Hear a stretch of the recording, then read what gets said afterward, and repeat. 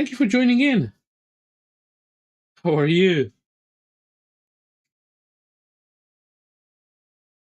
Now I'm gonna leave the figure going a little bit more, and then I'm going to start working on Jean Grey.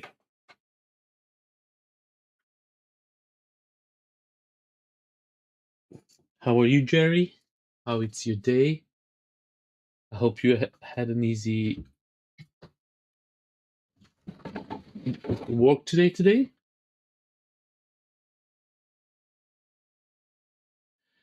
Hi, Iran. Thank you very much. Hi, Swedish Forge. Thank you for joining in. Hi, Simi. Thank you for joining in as well. It's so amazing to see you, all of you guys over here. Much appreciated. Love to you all.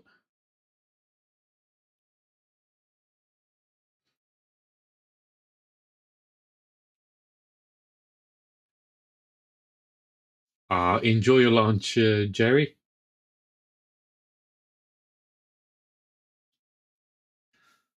How are you, Merge? How's things?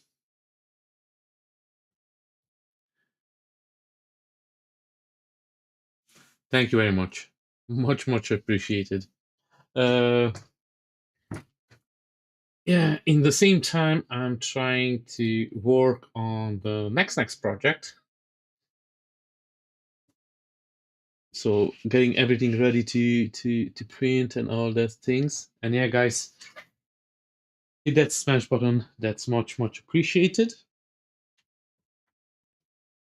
And now, guys, I'm gonna switch over the camera,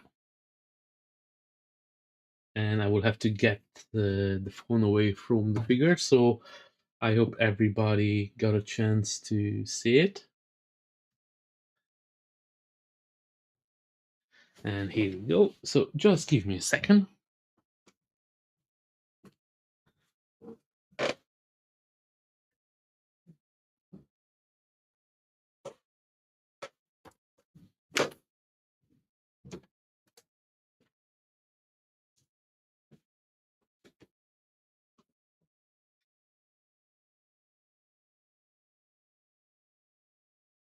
And I'm almost done figuring the things out over here. I just have to set up the other camera for recording.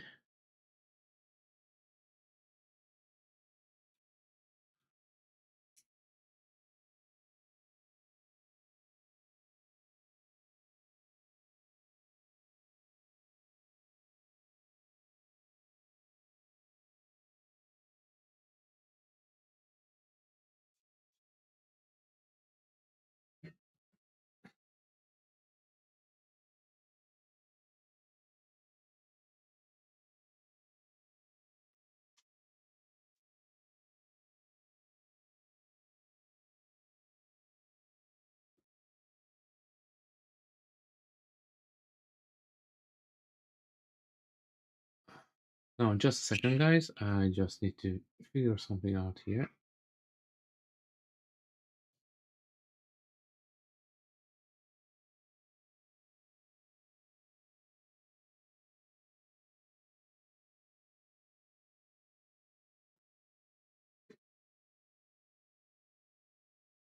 And I moved my other camera.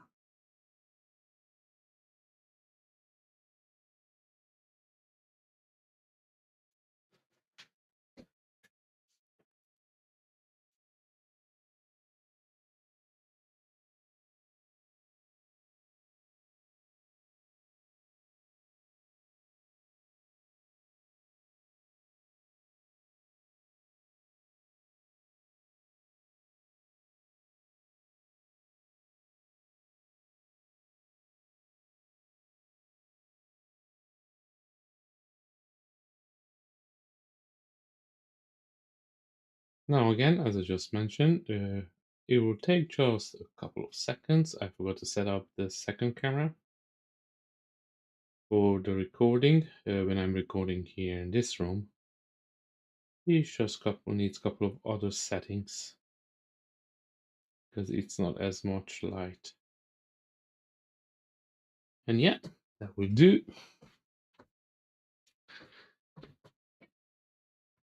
And I'm back. Sorry if I missed any of your chat. I'm gonna try to catch up a little bit.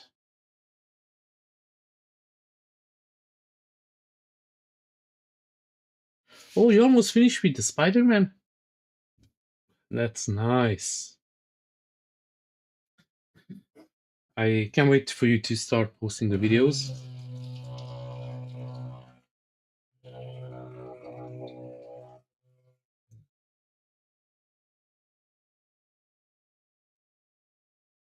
So for this space, we have lots of wood, as you maybe saw in the picture.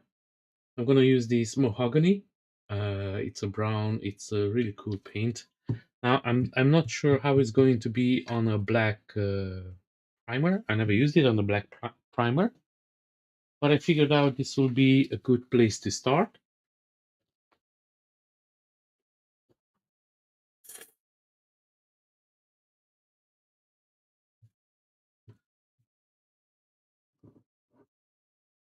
I used to use this paint back in the day a lot. I didn't pay up lately anything that's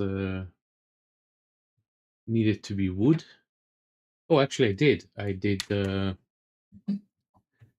Demon Slayer character.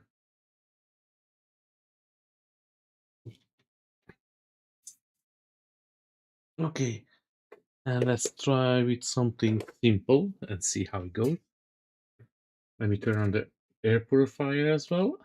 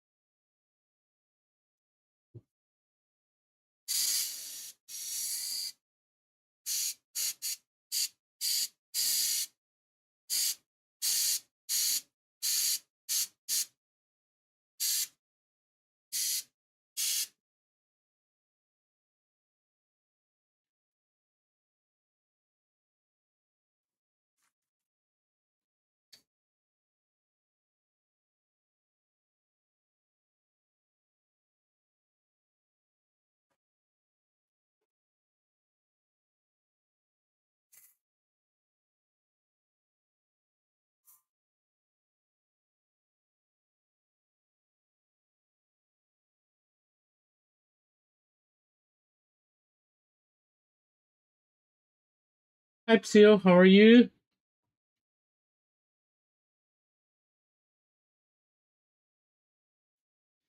Yeah, I didn't see you for so long. How is going? I hope you guys have a nice middle of the week. Much appreciated for everybody to join in.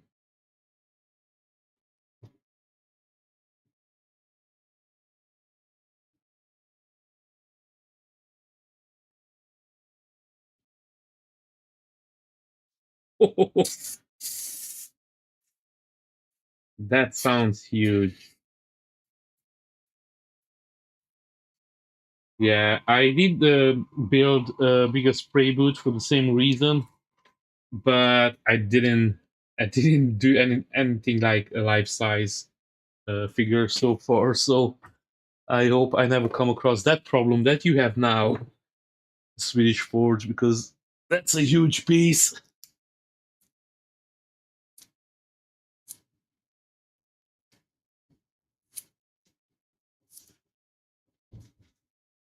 Tell me, are you working on something, or just life came? The life was too busy.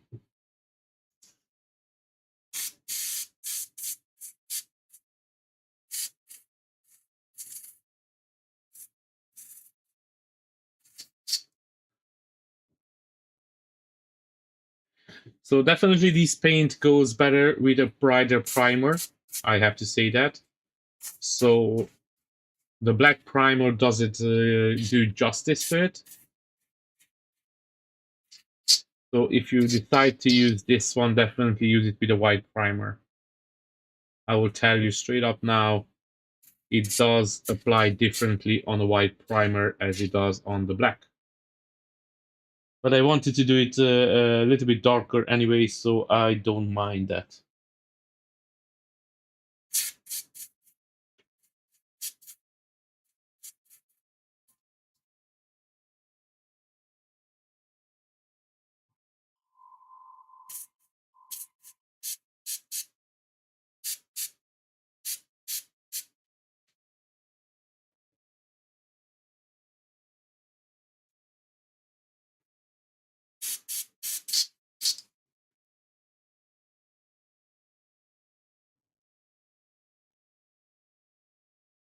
Oh, yeah. Especially now because summer, so lots of people will have the holidays booked in for summer. So usually that's, yeah.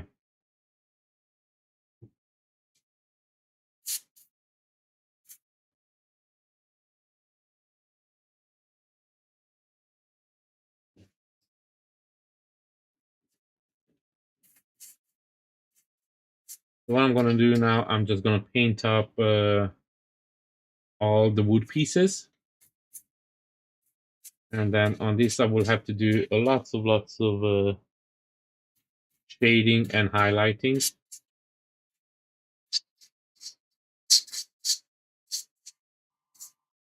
And this airbrush doesn't sound nothing like good. So at one point, I think I have to clean it out a bit.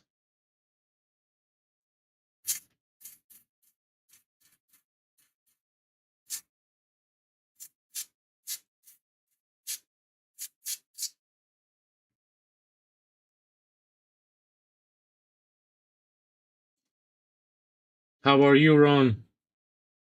I was waking up this morning because you were really up late last night.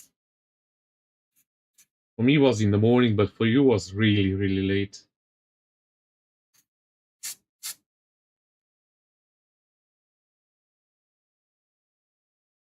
I put it down in the description. If you look for it, it's from Polymind Studios. But I already put it in. Oh yeah, Jerry, just go back and whenever you can join back in, you're more than welcome. So it's in the in the description, but it's from Polymind Studio.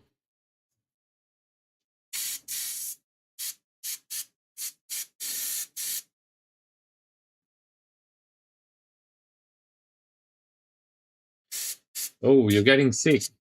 That's not good.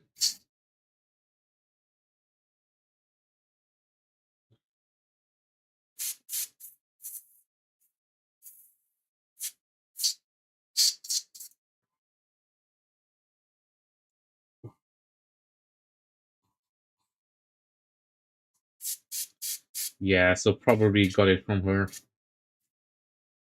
Well, I hope you get better and you don't actually get sick, but sorry to hear that, Ron.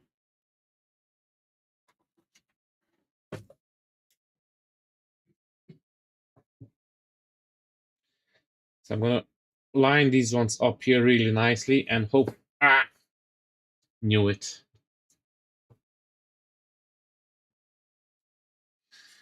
And then start doing the bottom part of the base.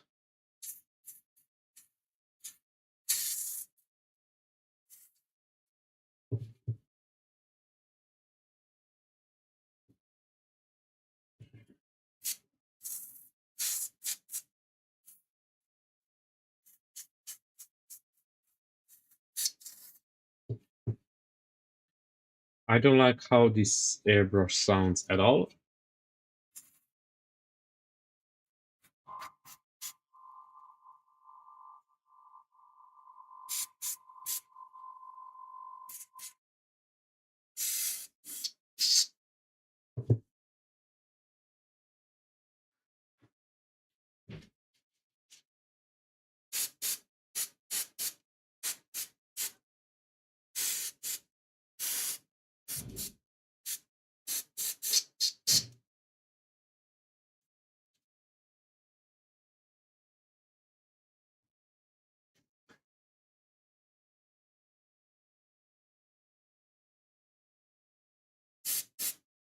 Yeah, the thumbnail it's a rendering of Jean Grey, and it's really cool. As you guys may know by now, the X-Men are my favorite superhero mutant team, and of course, Jean Grey it's one of them as well. And I wanted to do a Jean Grey for some time, and I have to be honest, there are not too many great models of Jean Grey out there, especially when it's Marvel Go.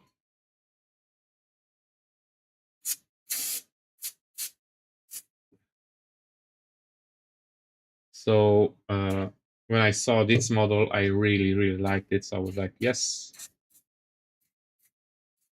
I need to have all the summer family.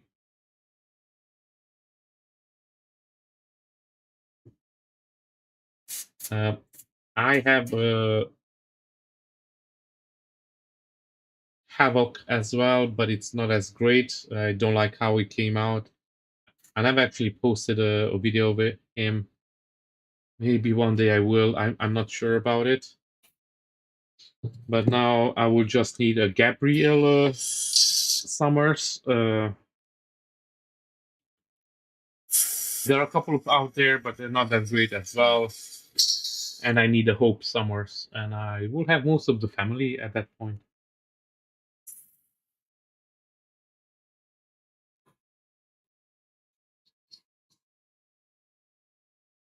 So today, Ron, you're gonna finish up the map, I presume.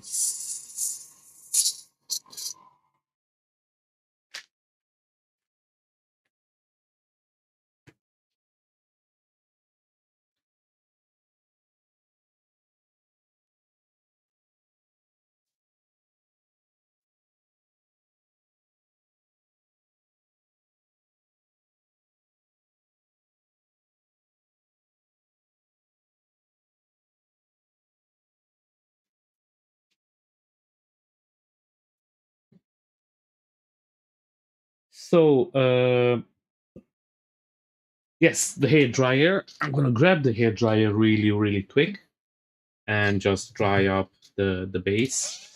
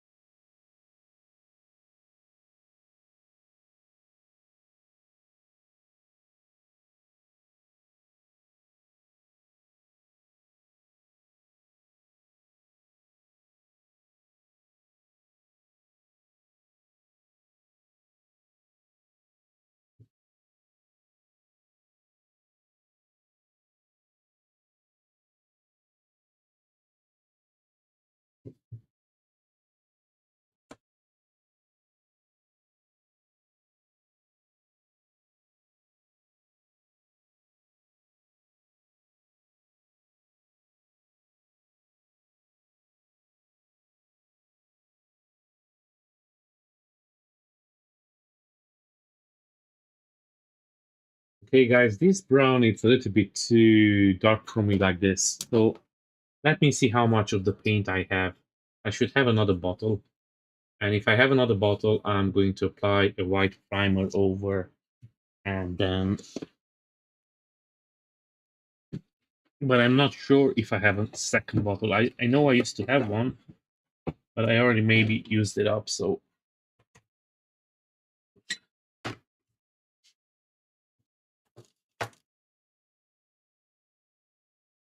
yes, indeed. Looks like I used it up.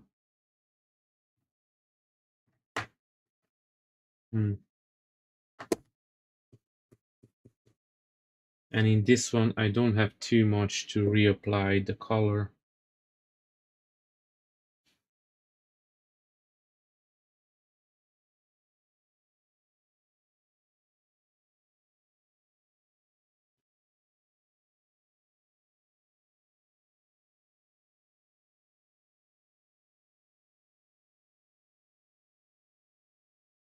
Okay, let me just double check it on my paint racks. Maybe the last time when I wanted to use it, I didn't put it back in the right place. So that could be another option. But it's if not up here, that means I used it up. Hmm. That's not a great sign.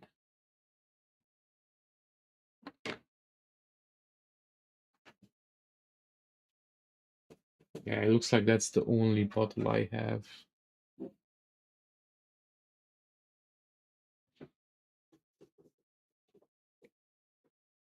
Oh well, it is what it is.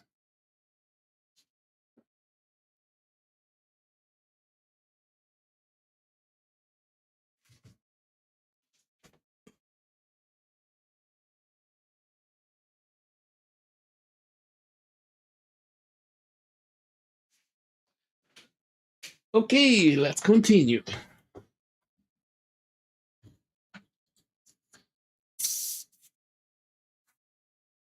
Now I'm gonna keep drying up the paints. I used to have a spare bottle out of this mahogany color, but I already used it up.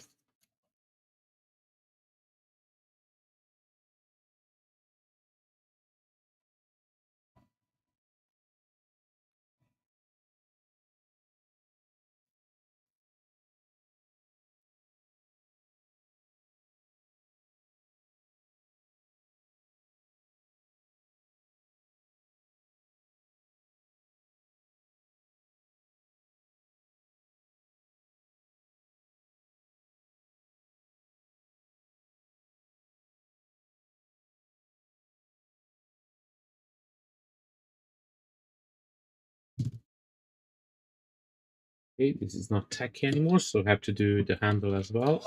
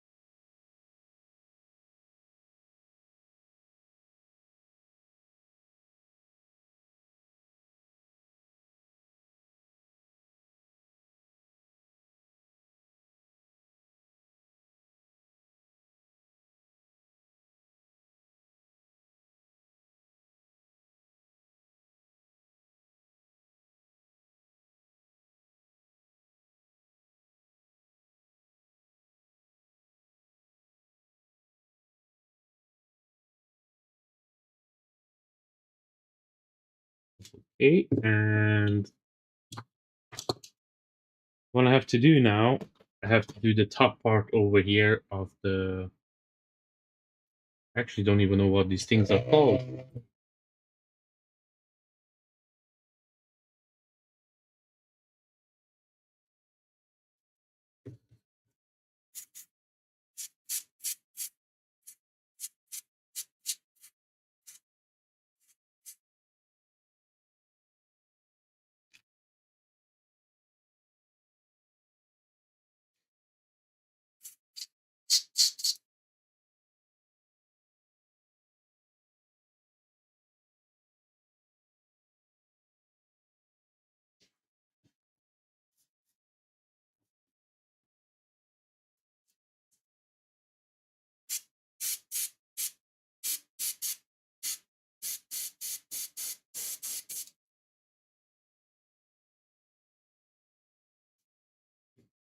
Guys, if you just joined in, thank you very much for joining in. Much, much appreciated. And this is what I was talking about.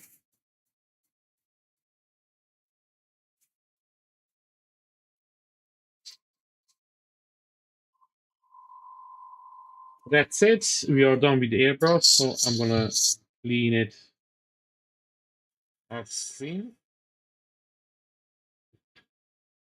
And at the moment, I done with the mahogany. Ah, English words. Mahogany. Anyway.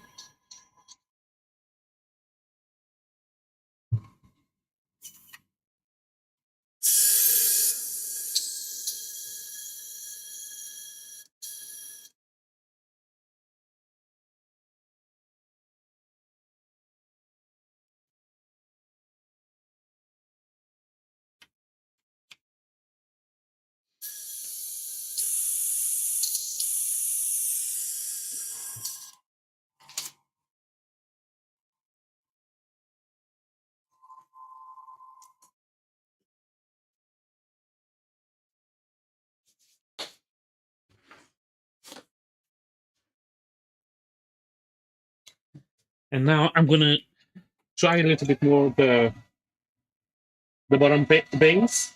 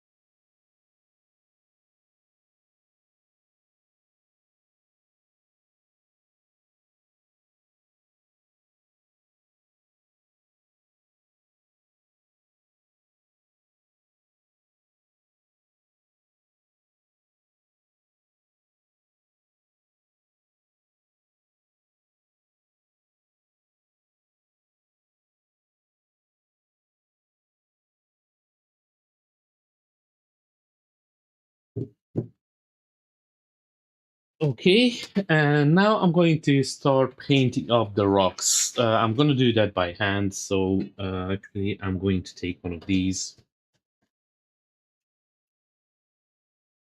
and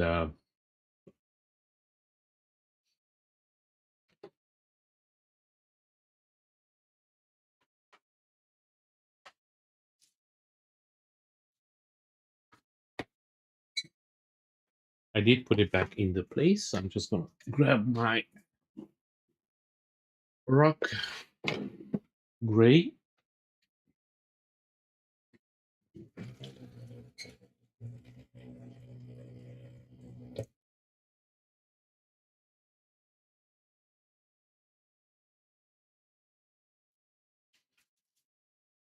And I'm going to add a couple of drops of floor improver. And I'm going to mix it up a little bit. So always make sure that if you add any type of thinner, that you mix up your paint really, really good.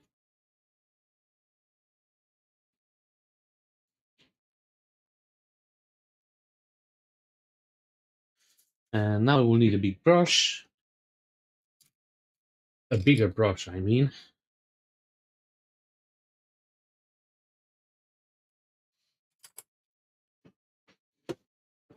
It looks like I don't have too many of those around.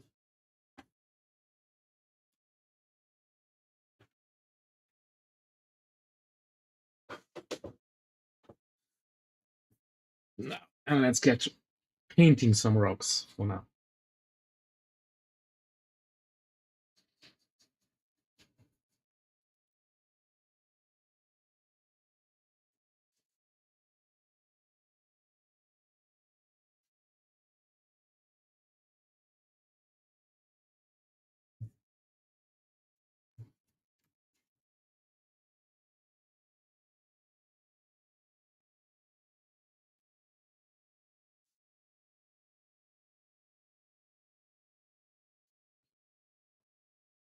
Yeah, Polymind starting putting out some really cool figures lately.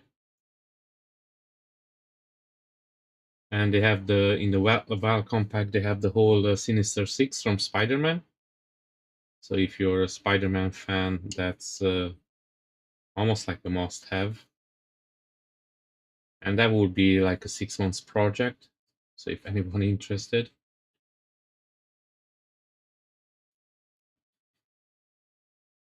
Now, I'm not sponsored by Polymind or anything like that. Uh, I did paint up a couple of figures from Cardoso before. Cardoso, sorry.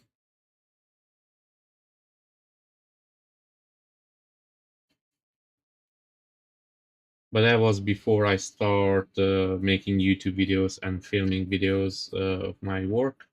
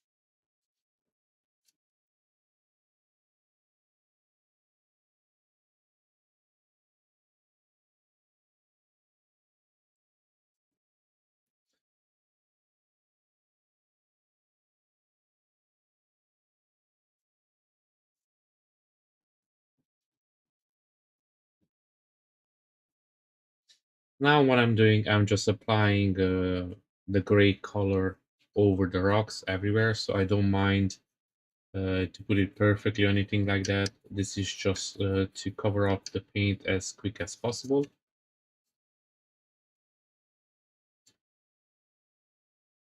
And then I'm gonna come back and just make the cuts around the wood really nice and tidy.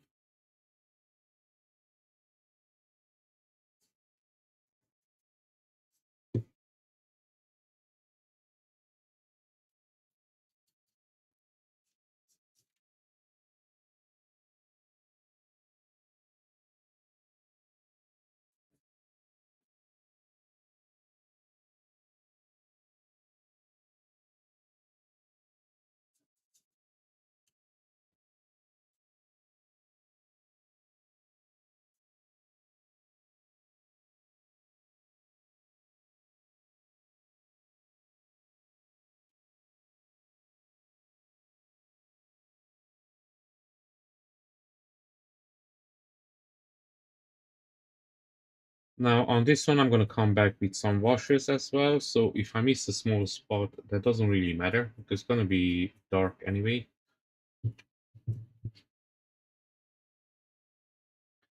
And then on the wood, I'm just gonna do some probably some sponging and some dry brushing over it.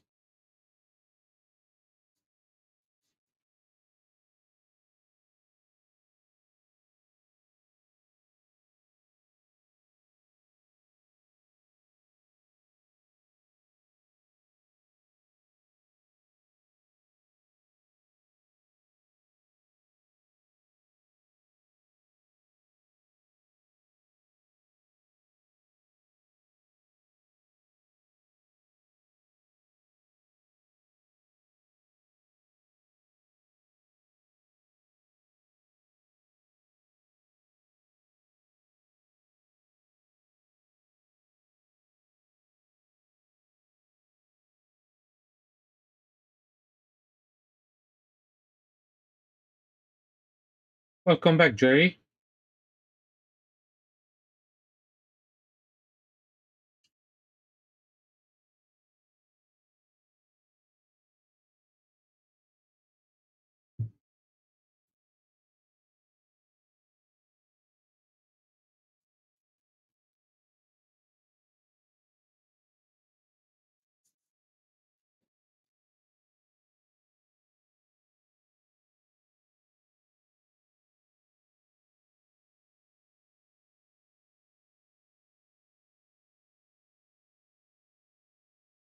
And guys, if you ask any question and I miss it for some reason, please don't hesitate to ask again. If you have any questions, of course, just put it down in the chat and I will try to answer them.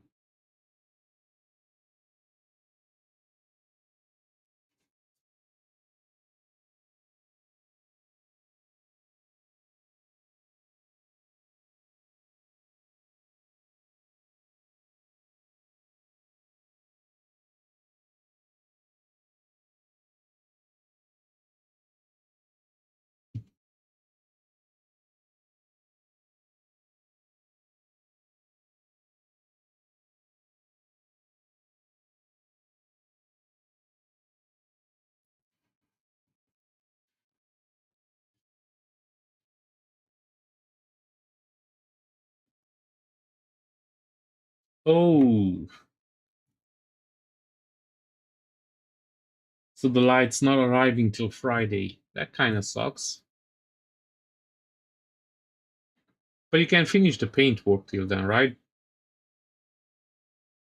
Ron? And then you just install the lights after, so you can still finish the work.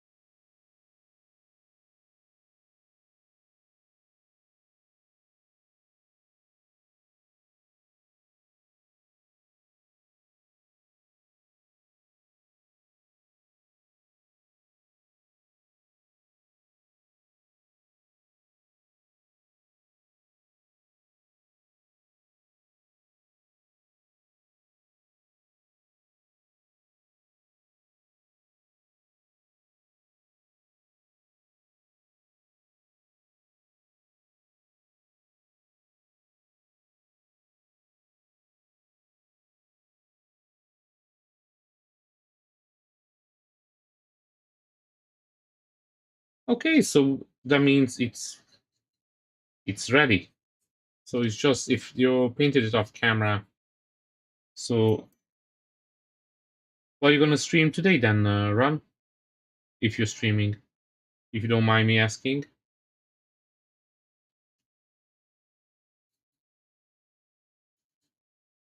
Or you have anything else in plan to stream, or so I know you said that you're gonna stream Electra tomorrow, but if you're done with the mask, then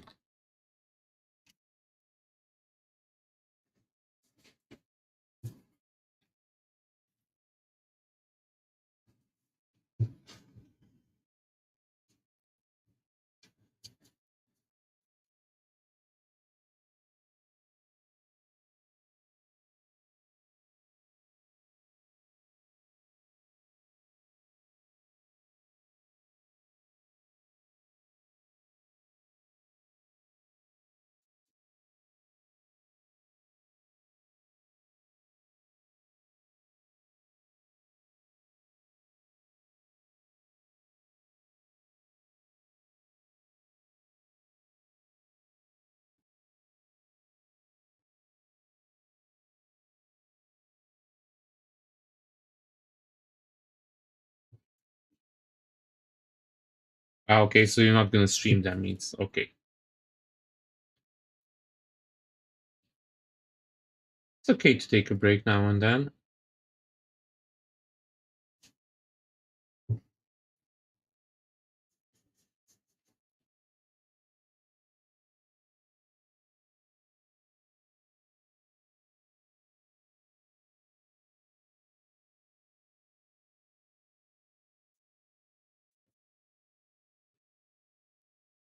Okay, and now that the most of the part of the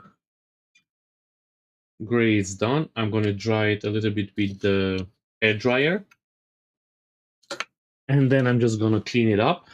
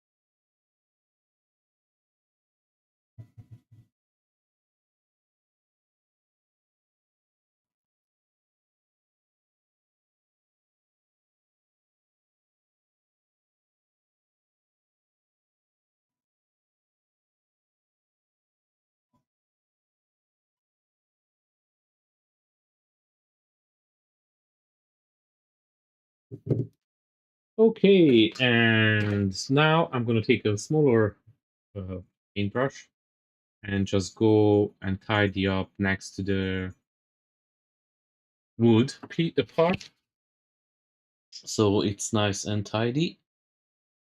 And for that one, I'm going to use a little bit of a smaller brush. Put this one over here, and yeah, this will do.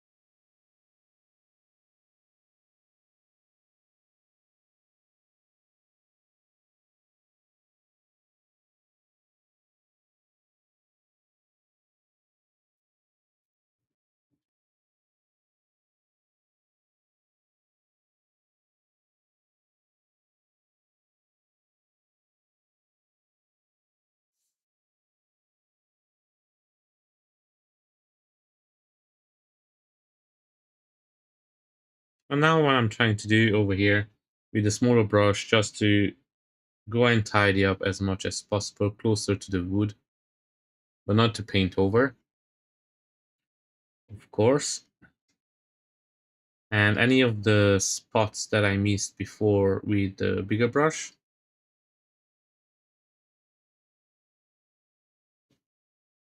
or go into more tidy spaces.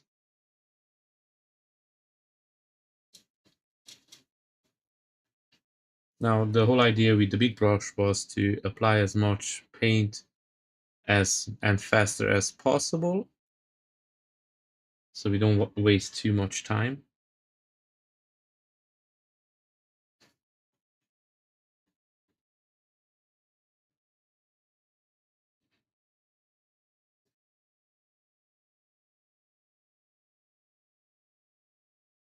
Now, if you're asking why I didn't apply the brown with the brush, that brown, it's really hard to cover with the brush. You can only do it with the airbrush, unfortunately. So that's why is the reason, because the gray, this one, especially from Citadel, it's really good coverage. So that was the main reason behind it.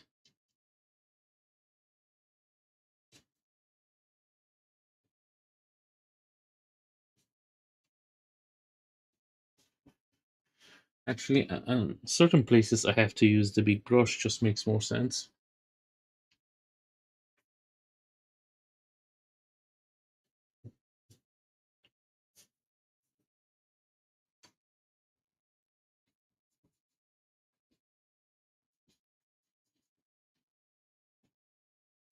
Guys, do you work on anything at the moment?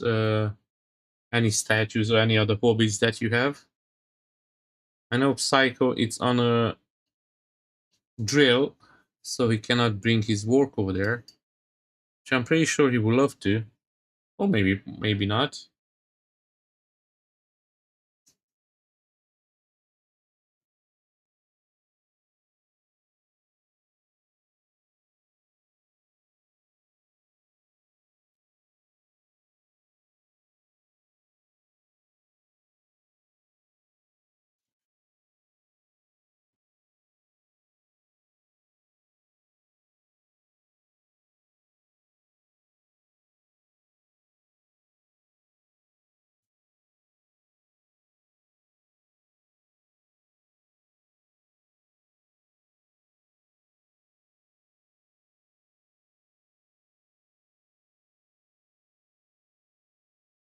Guys, if you just join in, thank you very much for joining in. And this is a new project. It's Jean Grey from the X-Men.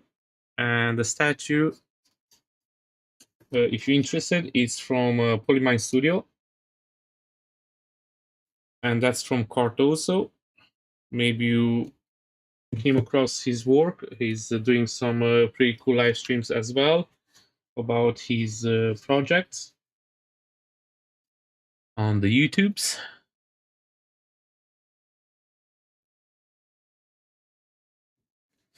If you're interested to see how the sculpting is going, check him out.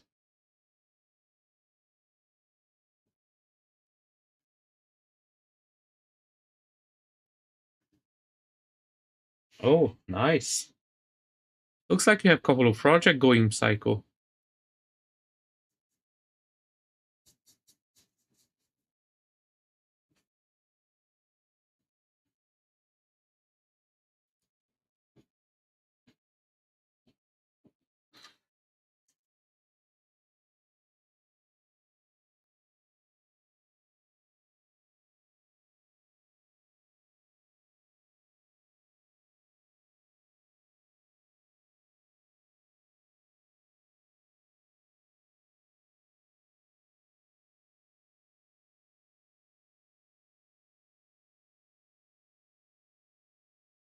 I done an Ape 3D model. It was of Psylocke from the X-Men, but that was ages ago.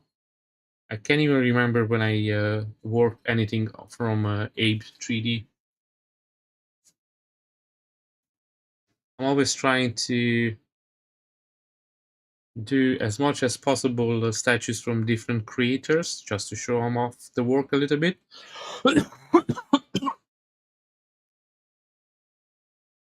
It's not 100% yet, but I think the next project after Jean Grey, which I didn't even start properly, but I'm already talking about the next one. It's probably going to be an Omni-Man from Invincible. And it's a new artist that I discovered, and I found this really, really cool Omni-Man that he has.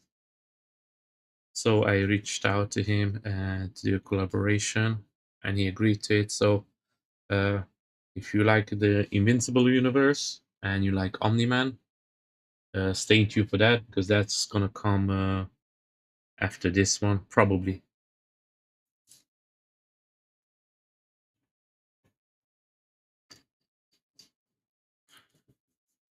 Uh, the artist made a really, really amazing work. When I'm going to start working on the statue, I'm going to post it down below. I had to do a couple of extra cuts.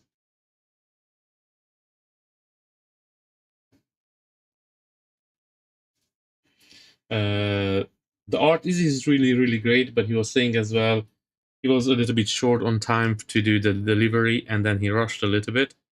So my advice for any artist out there, guys, just take your time, do the cuts properly. Trust me.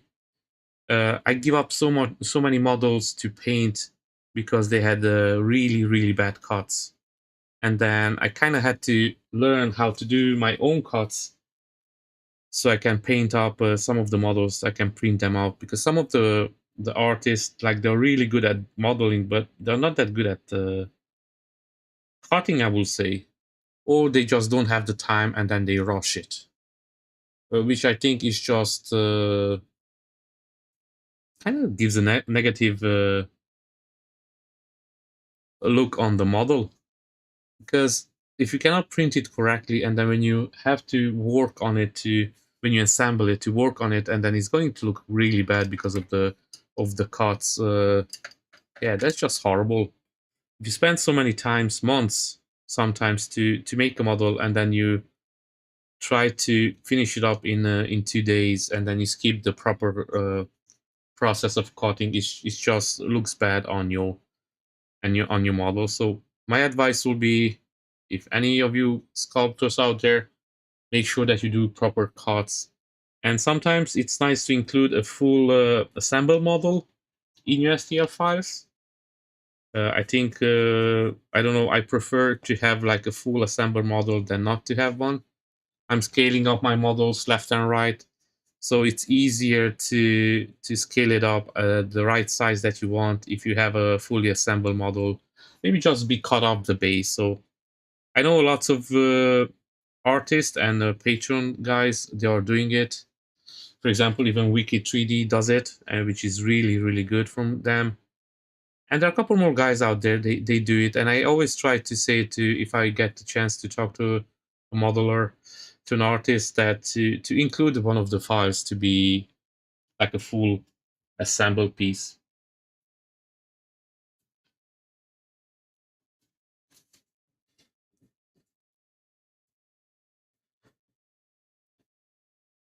Uh, and now Cardoso, I don't know if you guys know this, he's doing another Venom. I already painted up a Venom from him back in the day. And again, that was off camera. And that's the gray and black Venom. And my favorite Venom that I have at the moment, it's the one from Fandom. And that's the blue-black Venom. So I'm not sure what color scheme I will go with the one from Cardozo if I get to paint it up. I really like the Venom character, so probably I'm going to end up painting him up. We will see. We will see what will be. At the moment, I have so many projects that I want to do and not enough time. Me and Ron were just talking about it this morning.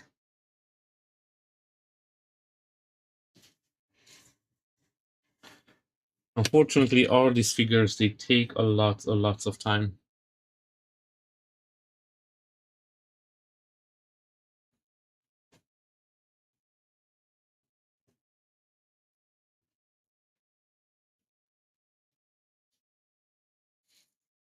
Okay, we are almost done. I just have to do a little bit more here.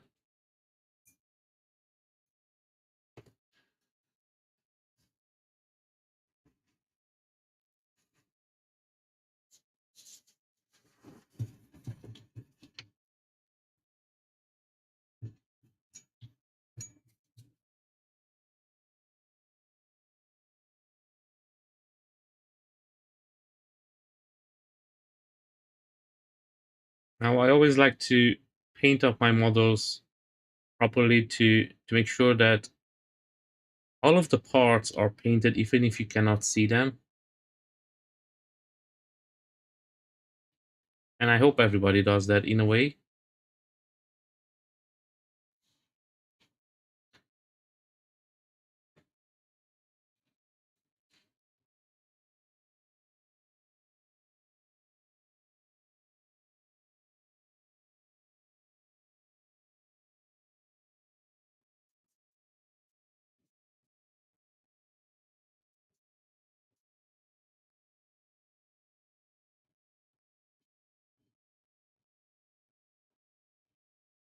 Thank you very much for joining in, CEO, and hope to see you soon. And have fun. I'm sure you're gonna go do some more work, probably. Nice to see you again.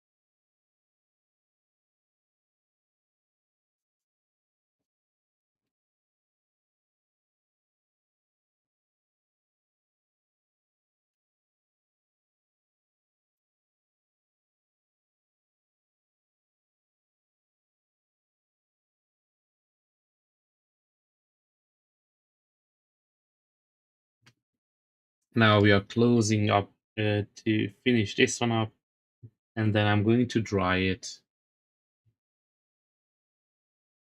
And I'm going to probably finish the wood first. I'm not even sure which one should focus.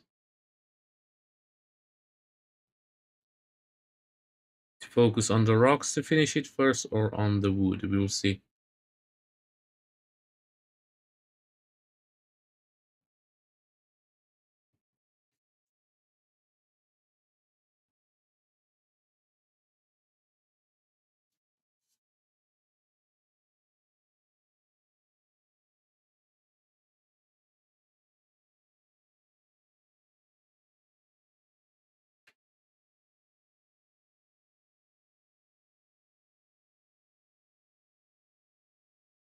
Now, guys, if you're a learner and here and then you don't know where to start with your new model, my best advice will be start with the base, start applying some of the colors down, just to block out what you want your base to look like, and then just keep applying paint, and then it's gonna get like his life of itself, kind of in a way, if makes sense what I'm saying to you. So just start with the base and then you work your way up. I always say that's the best way of going. And then when your model is done as well, when you start working on it, you have a way to rest the pieces on the base just to see how it goes. If you're happy with the color, maybe you want to do it sometime a little bit brighter or darker, depending on the color of the base as well.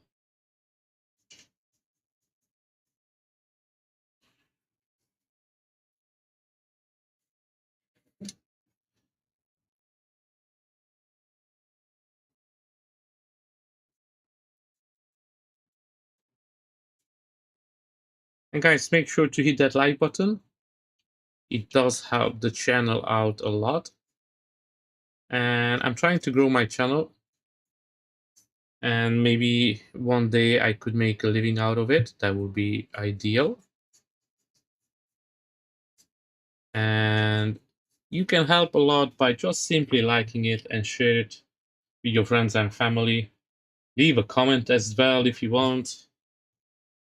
You can turn on the bell notification, so every time I go live or I post a video, you're gonna be the first to know, kind of in a way. So yeah, thank you very much for that.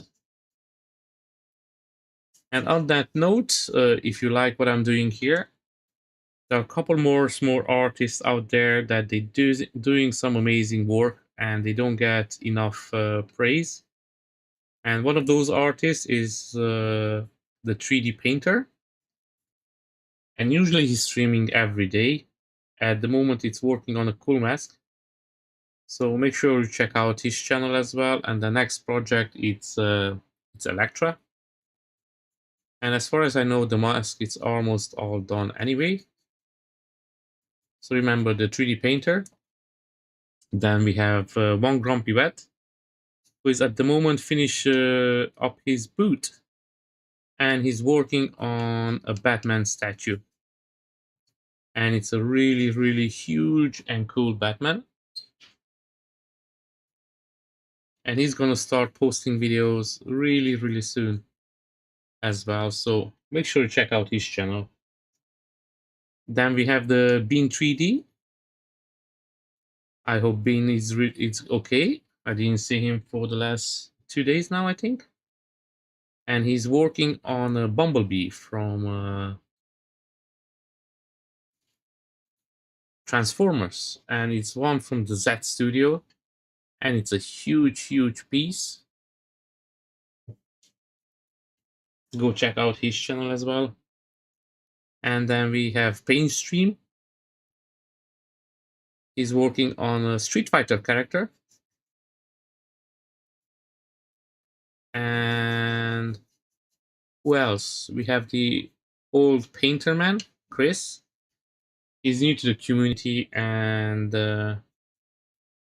he's doing some amazing work as well. We have the Mimic Hobby, and you guys have to check them out. They are a different level as well of painting.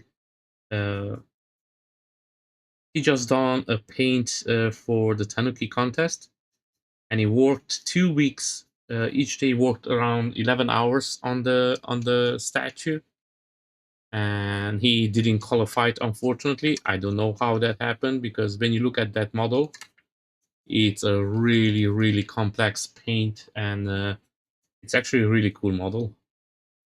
I was thinking to paint him up when he came out the model, but then I started doing something else, and I said it to myself maybe some other time.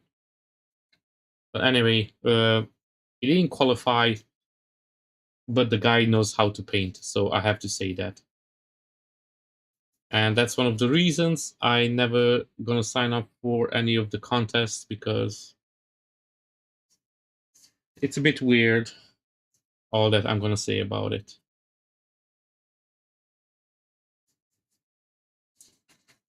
Then a newer channel as well, which I didn't catch up for some time, so I have to go and check it out. It's I Paint Dolls. He's a really cool guy as well.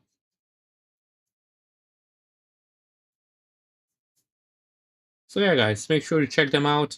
And I always say, uh, if you try to learn this hobby in a way you never learn it, you always learn more things from all the people, and then you do your own style.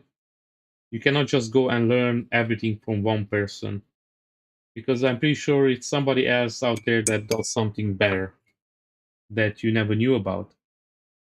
So always give a chance to the small channels. You're gonna help them out as well, and it's not gonna cost you anything to give a like, give it a subscribe if you find it nice. Of course, you don't. If you don't like it, the content or whatever, you don't have to put up with it. But if you like it, giving a like and a share, it will help out a lot on the channel. So I'm pretty sure everybody who's over here is trying to grow the channels, and I know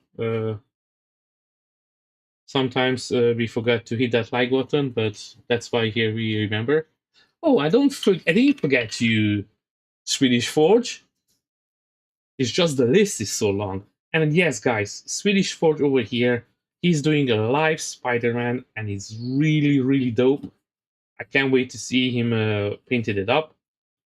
Uh, Go and check out his channel as well. Give it a subscribe, give it a like. Same rules. If you like what he's doing, make sure that you support. The support goes a really, really long way for us.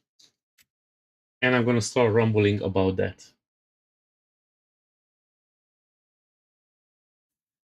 Now I'm gonna dry up a little bit more.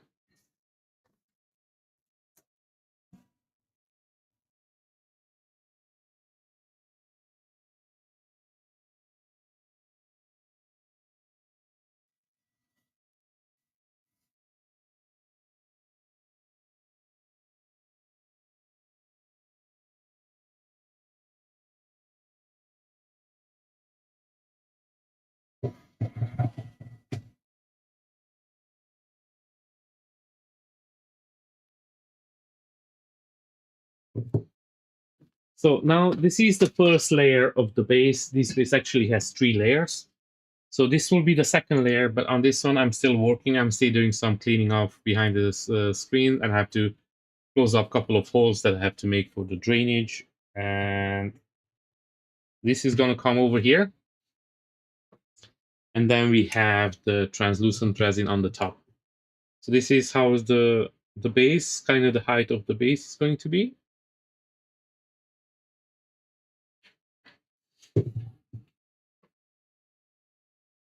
Okay, now I'm going to do some wash over this. So I'm gonna go with the hmm.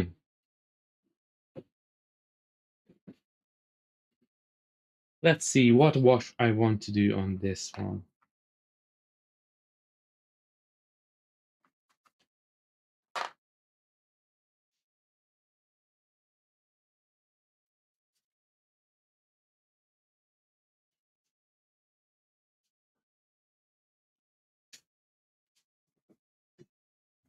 So I'm gonna go with the Drakenov Nightshade, and this is a bluish wash from Citadel.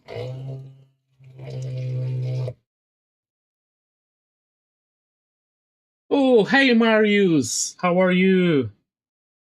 I have to go and check out your live stream, Marius. I'm sorry I missed it for a couple of days. I was trying to catch and look them up afterwards. What time you start streaming?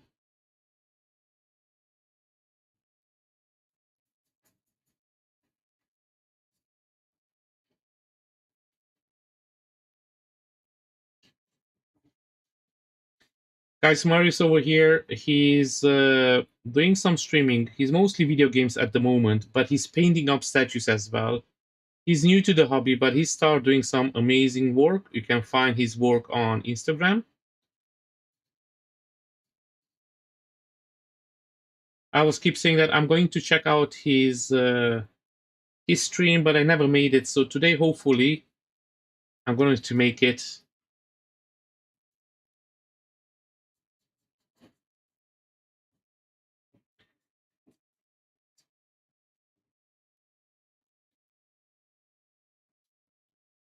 So, Marius, what time is you going to start streaming, or you already streaming? Because I really want to go into your stream today. So,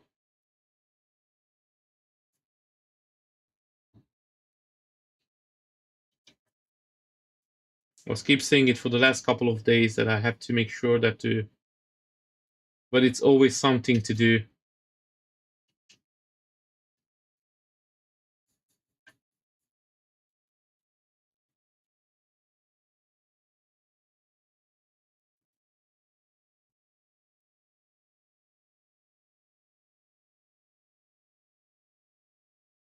Now, after this, I'm applying the wash. I'm gonna do some dry brushing on it, and then probably I will see. I'm going to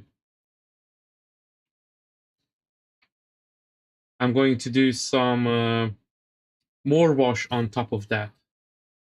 So I think the second wash will be a purplish. We will see.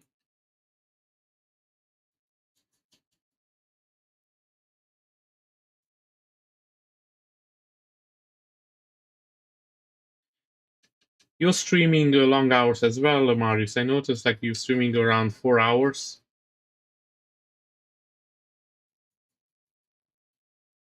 And I saw that you playing Black Flag. I started playing Black Flag as well a couple of weeks ago, but I kind of didn't have time since then, so I have to pick it up again this weekend. Definitely, I really really like that game.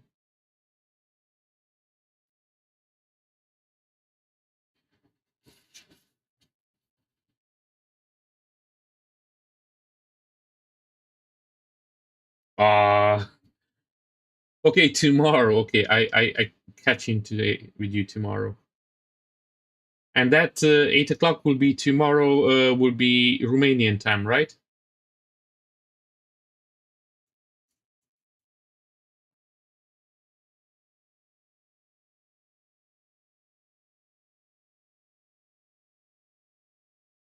No data connection.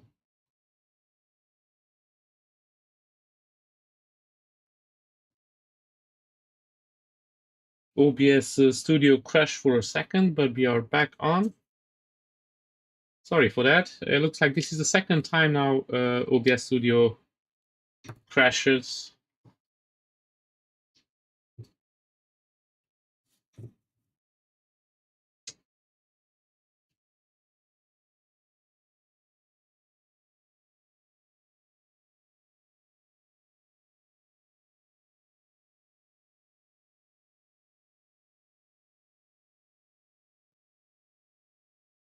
Perfect.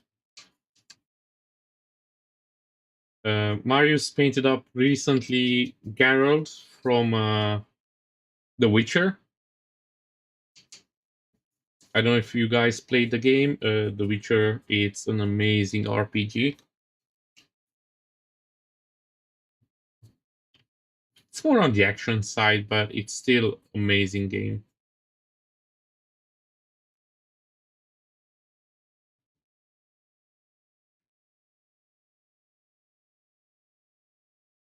Ah, don't worry. My English is not that good either.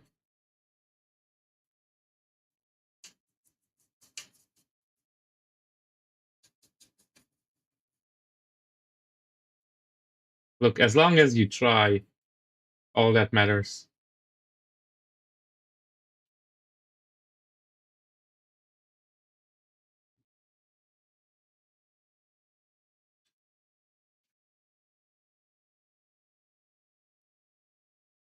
Yeah, Ron has his fancy meta glasses. then can translate everything as he's watching it. So here you go, Ron, another from project. I know you said you worked really good with the Portuguese when you were watching Cardoso painting, sculpting.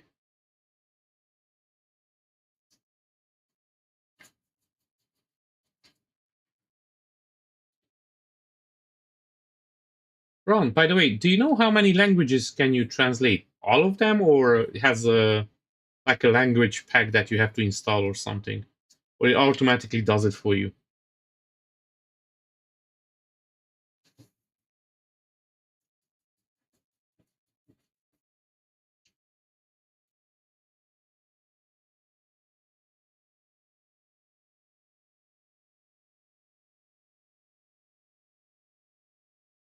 I can't wait to have one of those implants that you put in your head, and then when somebody talks to you in a different language, you just hear them in your native language. You just have automatically everything gets translated.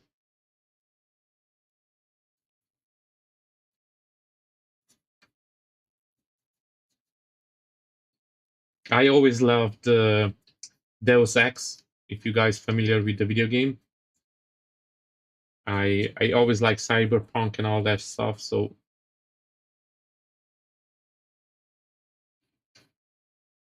implants and all that shit, I think it's really really cool.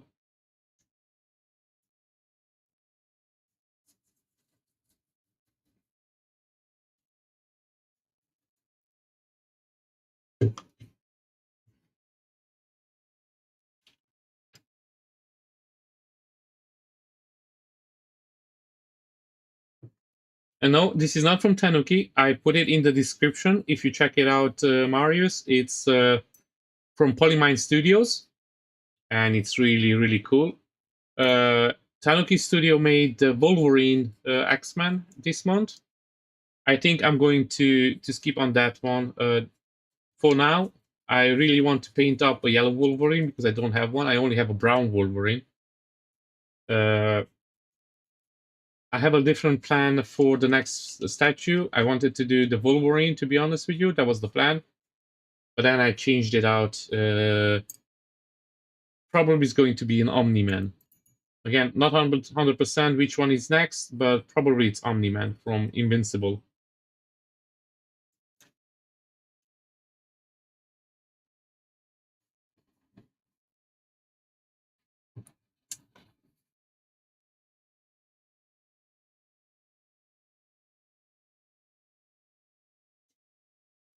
So I was watching your live stream, not like the recording, Marius, the other day, and I never realized, or I never asked you, you don't have a 3D printer, you have somebody printing you the stuff?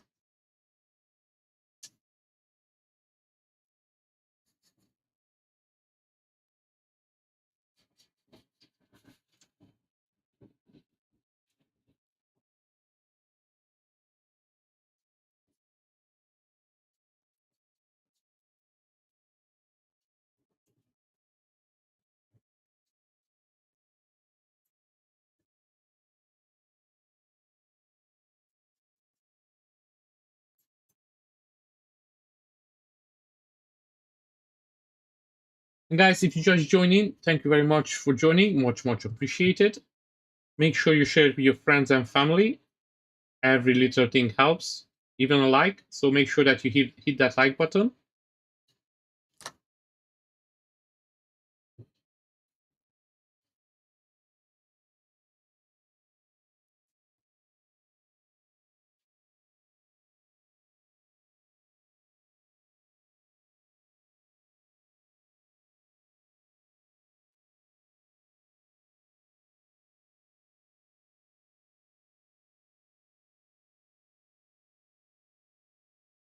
So I was asking, do you have a 3D printer, Marius? Because you were mentioning something on the video that I was watching from the live stream that it's somebody printing for you the models. But I'm not sure if I understand it correctly or I misunderstand you. I know you were saying as well that you're running out of resin.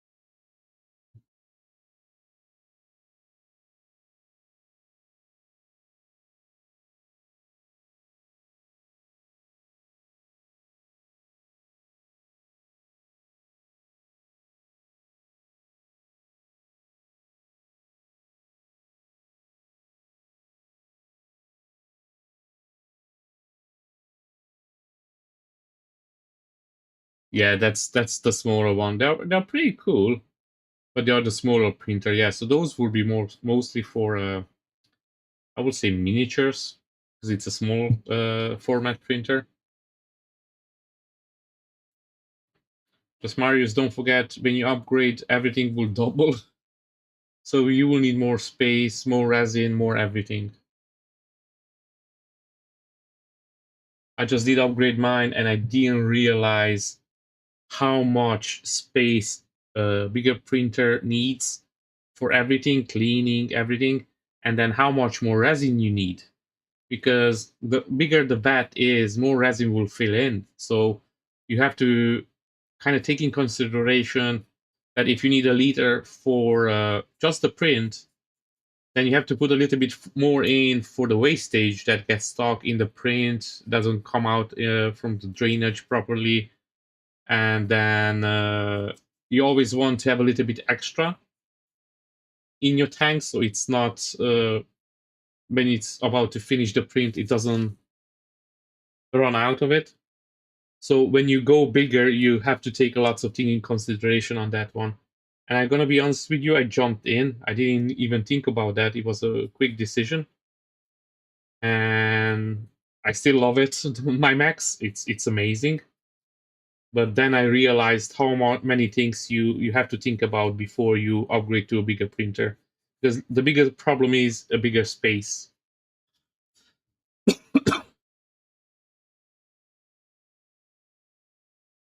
You did warn me. Yeah, that's true.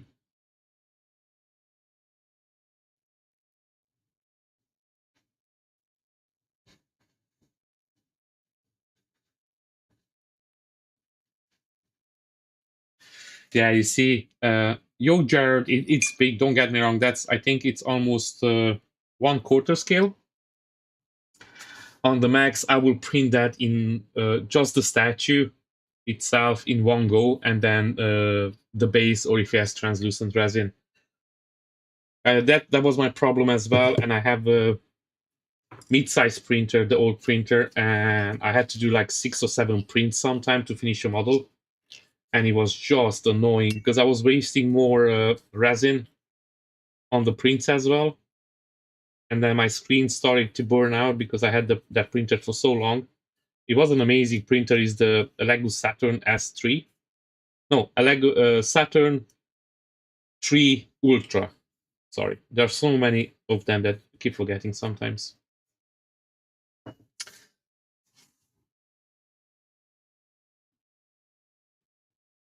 I have the Photon M7 Max.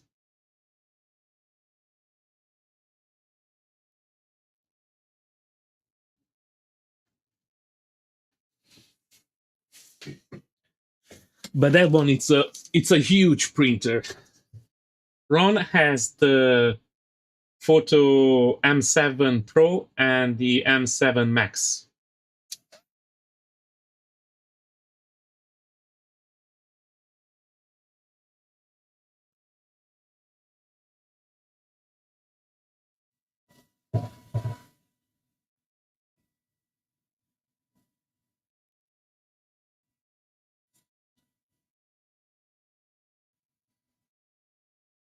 And then Jerry has the GK 3 Ultra.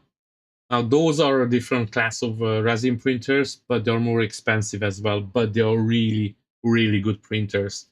But they have a little bit of some of the cons and pro, but all of the printers have cons and pro. So you kind of have to look into it, what you want to use as well.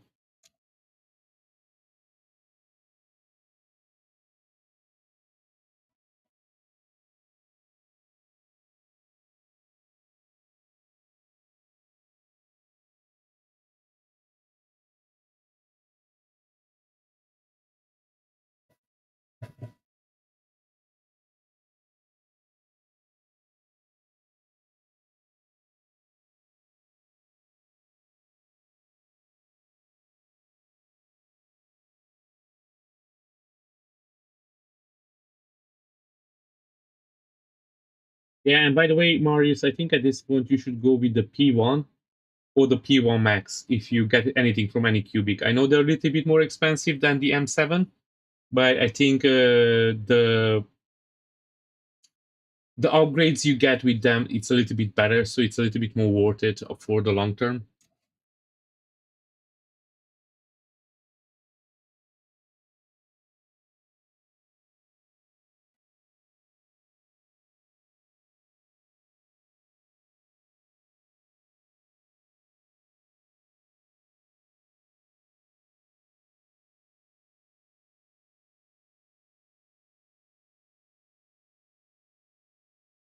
You know what, Ron? I think we should be paid by Anycubic, or at least sponsored. Like, you started using the ABS like resin as well because I recommend it. Uh, Bean, and then a couple more people start using the resin because I said how good is the Anycubic resin. So I think we should get a couple of free bottles here. You know what I mean? And then you always praised how good is the printer as well. So again, Anycubic.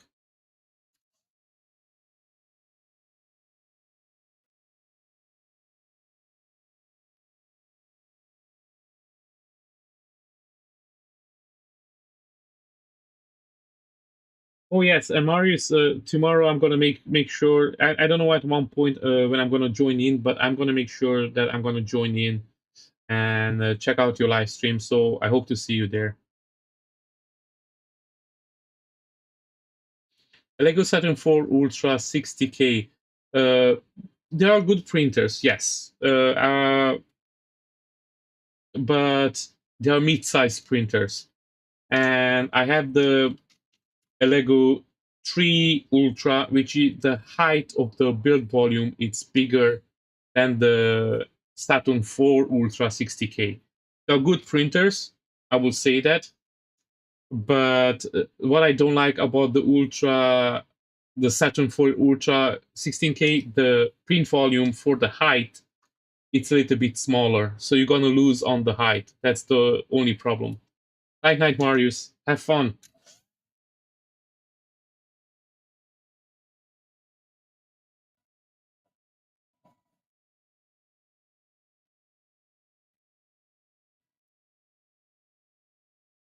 Now I'm gonna say a strange thing about the printer I got, the Anycubic Max M7 Max.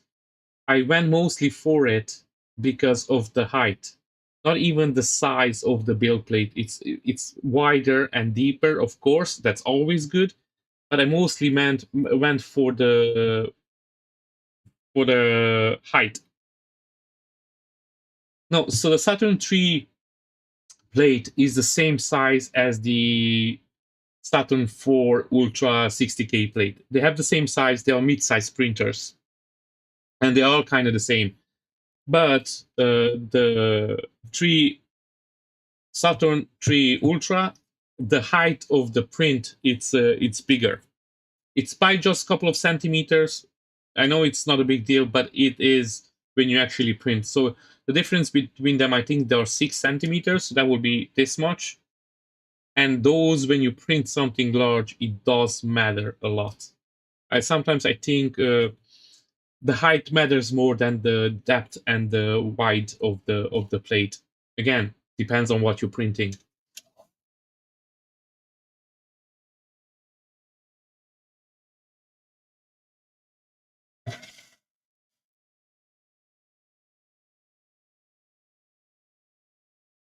Actually, I wanted to buy a Saturn 4 Ultra 60K when it came out. The only reason I didn't pick it up, it's again because of the height. And then when Ron told me about the M7 Max, how good it is, and the height of the plate, I checked it out. The height of the print, when I checked it out, I was like, yeah, I have to go with this one.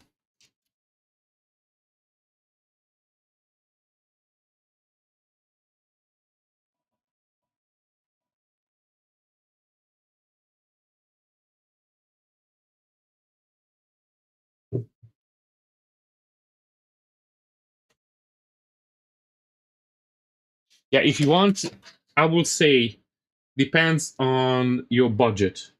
Okay, that's the most important thing, your budget. Really good printers. They are the Anycubic, and now they have the P1 Max, which is really good as well, as far as I heard. It has a couple of cons, like the plate. It's the top of the plate is straight, so it's not at an angle. So the resin will not go down when the plate lifts up.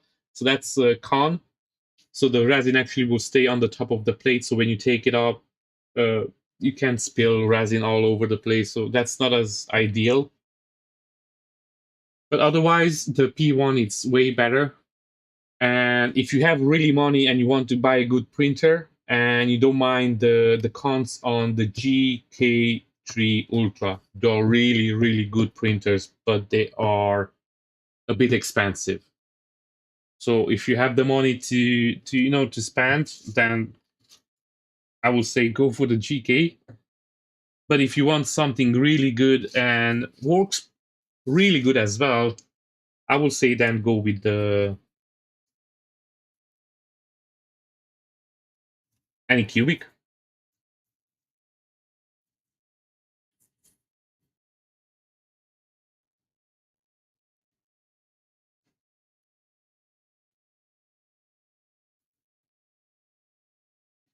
Oh yeah, that's the green one, the GK3 Ultra. That's a big printer as well. Jerry over here, I'm not sure if Jerry at the moment it's in the chat, but he has them. He is really happy with them, so he can give you more information if you Swedish Forge if you're interested. I'm not sure if Jerry at the moment it's in the chat, but when he comes back, I'm pretty sure he will be more than happy to inform you.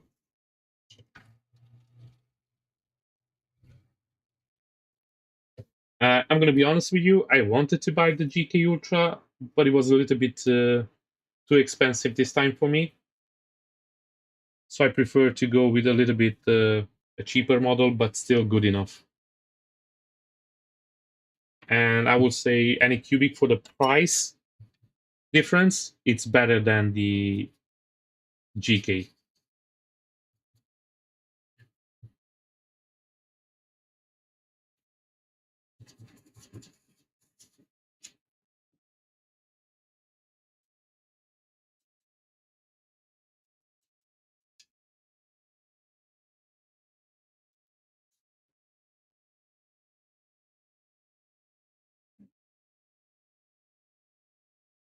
Yes, Ground Affected has the printers. Yeah, you see, he gets them for free. He's lucky like that. I would love to get some of the UK GK printers for free. That would be. I would print just with those if I that would be the case. It's a different case when you have to buy them. It's again more a little bit on the expensive side, but I do understand why. They are really good printers.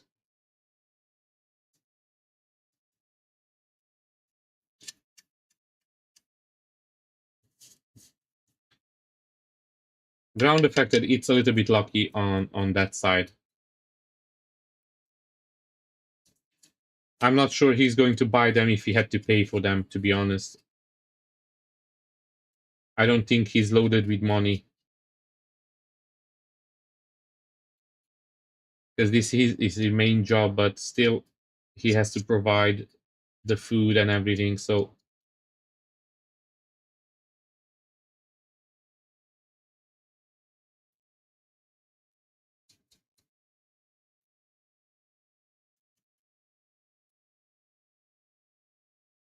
and I'm not saying he doesn't have money, guys. I'm just saying those printers are expensive, and he has like four of them, if I'm not wrong.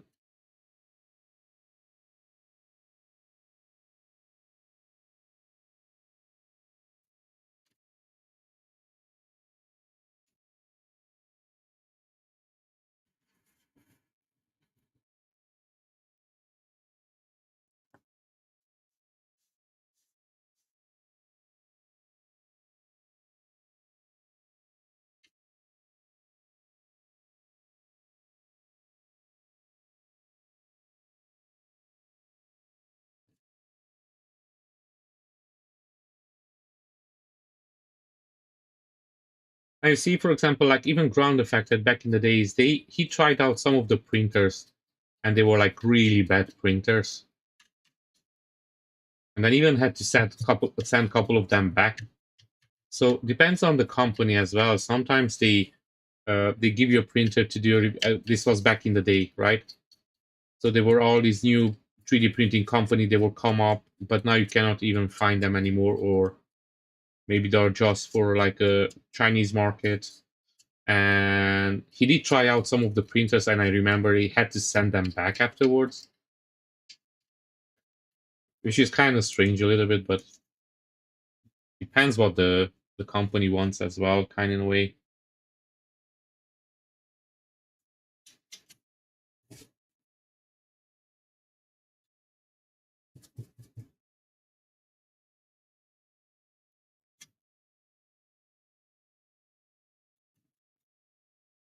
And I think at this stage, all of the printers, like any printers you buy at this stage, they're really, really, really good. It's what you're looking specifically for. So, for example, I wanted to have a heating bath because here in Ireland, it's really cold. So I want my resin to be nice and warm. But if you live in a warm place and you don't really need it, so it's you're gonna focus on a different feature that the printer has.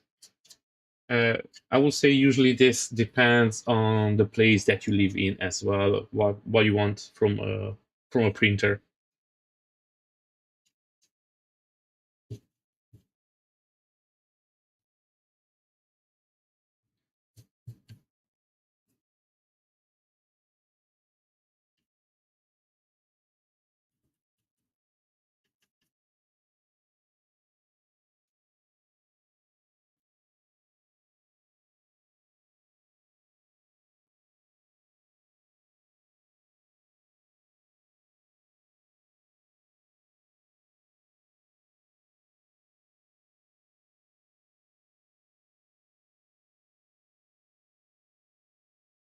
Did you ever have any experience with any of the resin printer Swedish forge,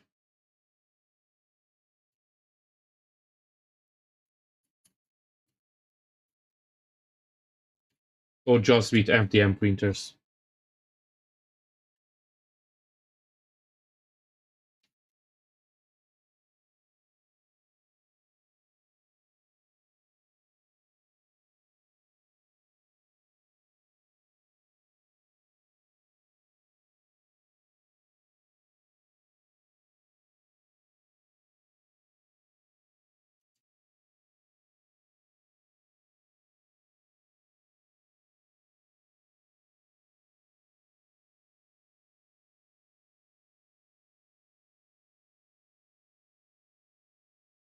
Okay, now I'm just thinking if I should give a little bit of a.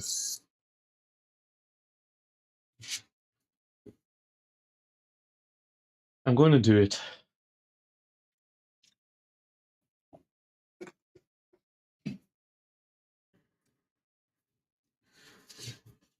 I was thinking to give it a little bit purple here and there, but I like the color as it is now, so I'm not sure about it. Uh, this piece will be the piece that goes here, as far as I remember. Nope, it's not from there. This is actually from here. Yeah, I'm gonna leave it like this for now. The bottom part of the base, and then I'm going to start working on the wood. And for that one, I will need a light brown, lighter brown. What I mean. Let's see what we have here.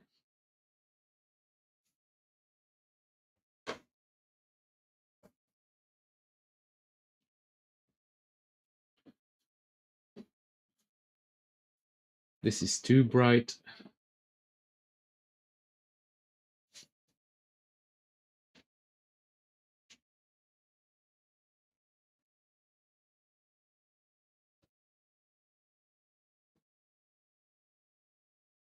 I did have a lighter brown somewhere. Hmm.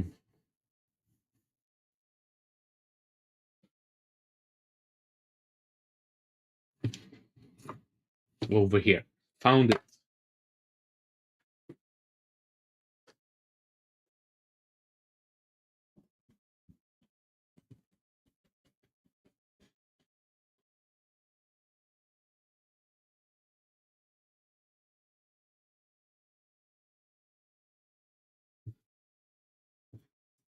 Actually, I'm gonna repass the brown, the mahogany a little bit.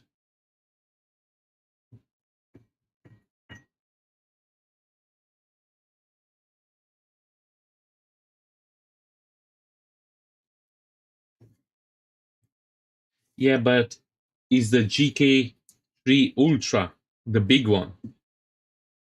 The GK3 has multiple models. So it has the big one, has the mid-size one, which is the Uniformation GK3, and then you have the GK3 Ultra, which is the bigger model. The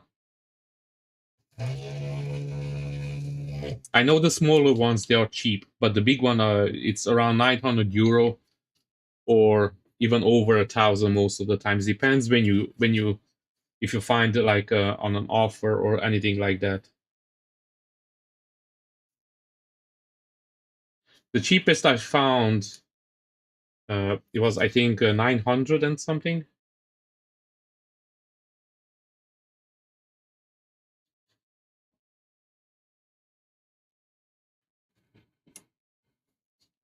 Check out the Ultra. How much costs over there? Yes, exactly. Now I was talking about the Ultra, that it cost a little bit more because I wanted a big printer. So the GK3 Ultra, it's the same size as the Anycubic M7 Max or the P1 Max.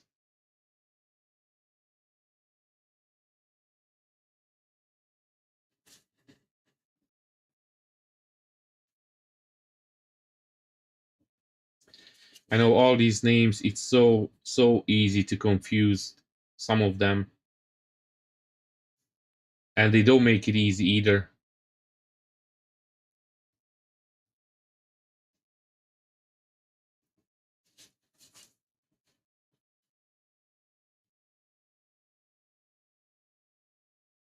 Even with the Saturn, that they have the Saturn uh, 4 Ultra, and then they have the Saturn 4 Ultra 16K. And once I almost bought, because it was the normal was a really good sale, and I was thinking it's the 60K one, so I almost bought one. And then when I realized it, I was like, okay, no, thank you.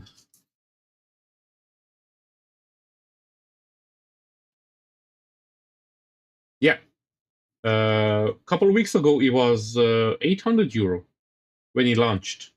I think a week ago, it was like 100 euro cheaper, the P1.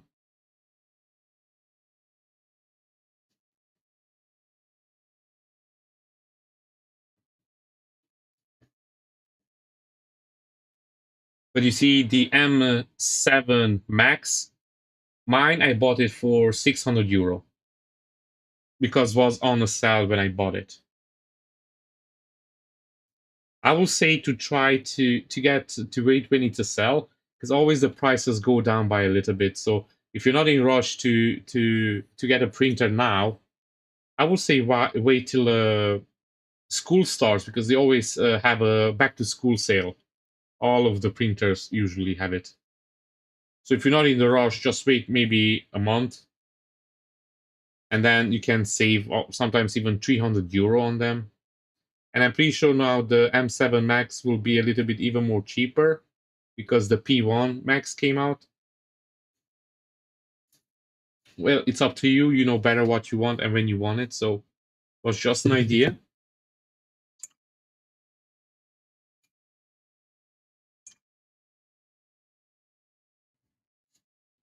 And another thing I noticed, like usually when The printers come out, the new ones, they're always a little bit higher priced, but then in time they will go down.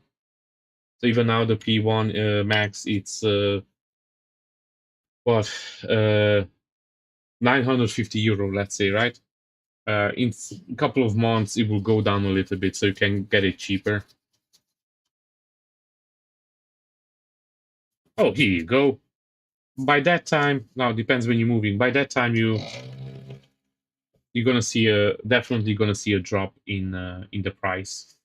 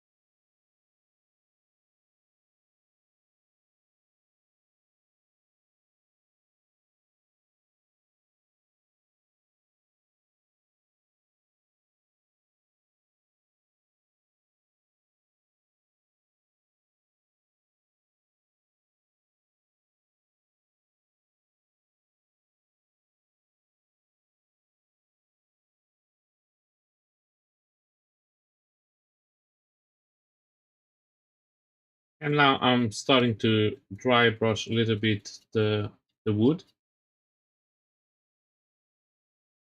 Let's make those details pop a little bit. And after that, I'm going to do a wash over it as well. And then probably I'm going to try to do some highlights as well on it. We will see about that, how it's going to go when we get there.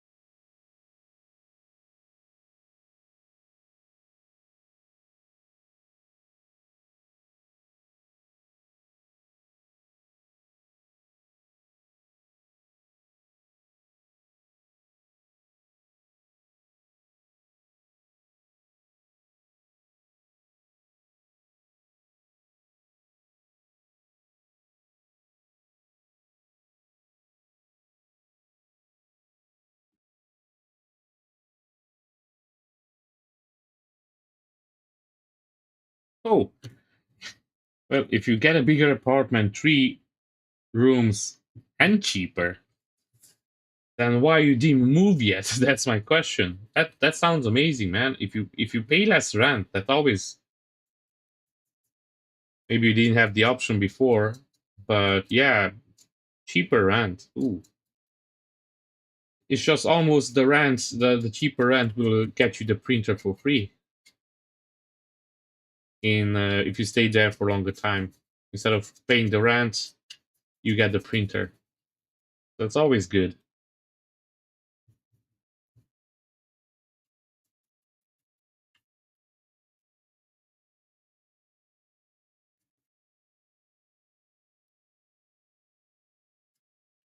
Paying rent, it's a must these days, but it's a waste of money in the same time.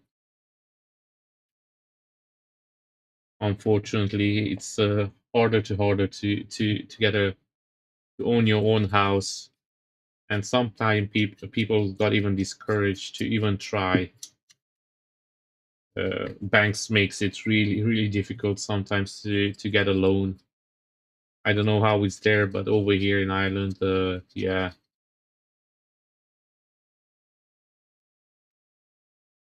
it's not that easy sometimes to get approved.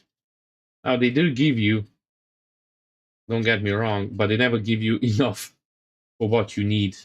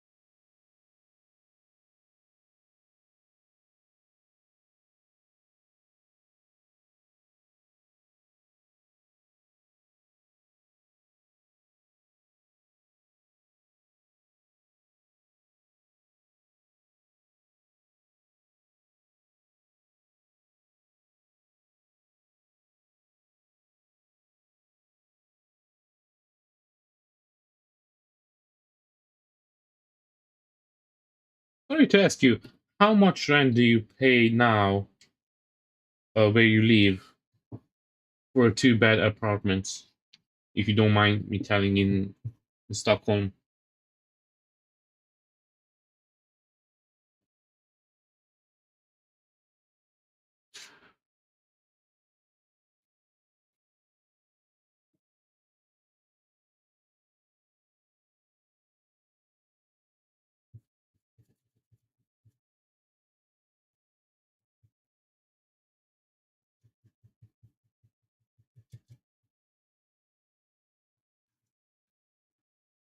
So here, a two-bedroom apartment in Dublin at the moment will be somewhere, depends where you live. Like if you work more towards, not in city center, more towards city center, and you want a decent size apartment, that will be around 2,000 euro.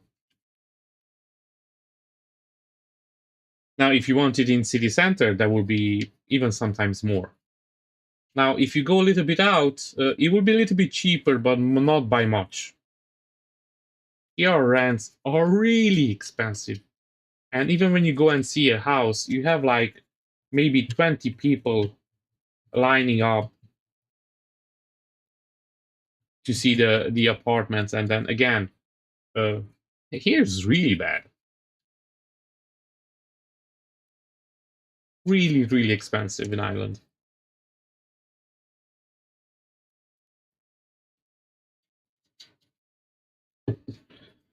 The thing is, there are too many people that need the rent and not enough houses to go around. So the landlords can just really hijack the prices like really expensive because it's high demand and it's not enough.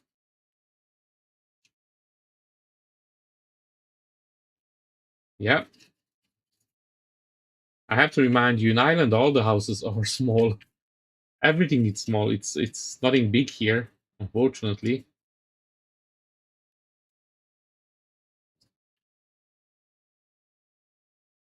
Like a studio apartment, like a one bedroom apartment, like literally you have everything in one place. It's between 900 and 1200 euro, depends on the location.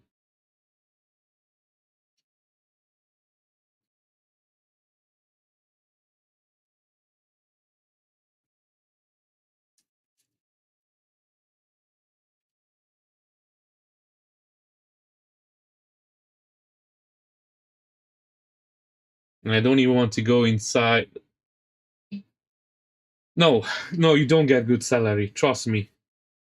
An average salary will be around 2 grand a month, more or less.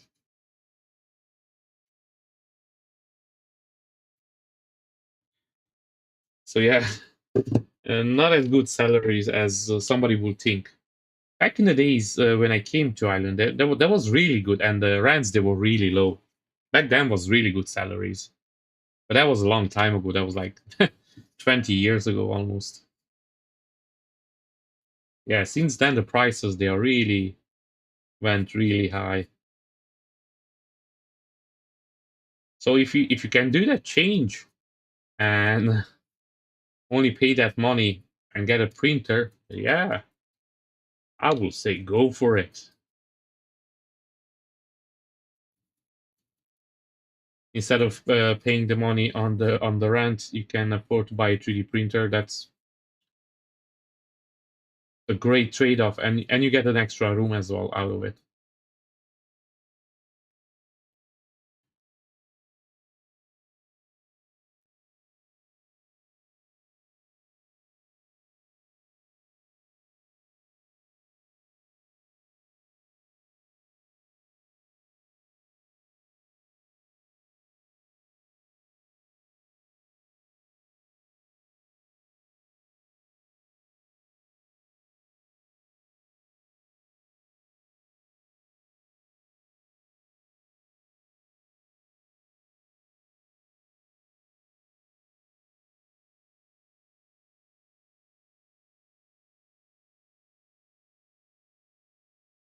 Unfortunately, dry brushing takes some time to get the pieces at the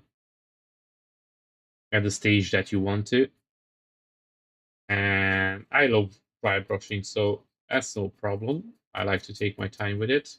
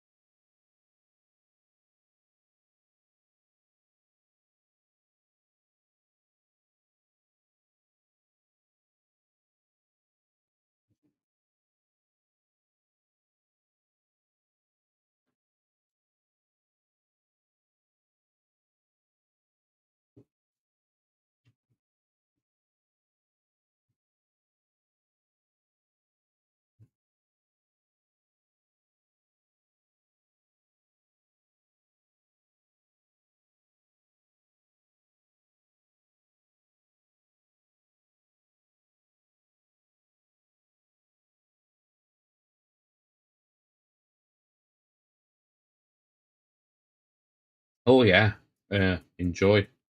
I don't drink coffee. I never drink coffee, but I'm gonna have a Dr. Pepper Zero. I love Dr. Pepper, so this is like coffee for me. Enjoy, guys.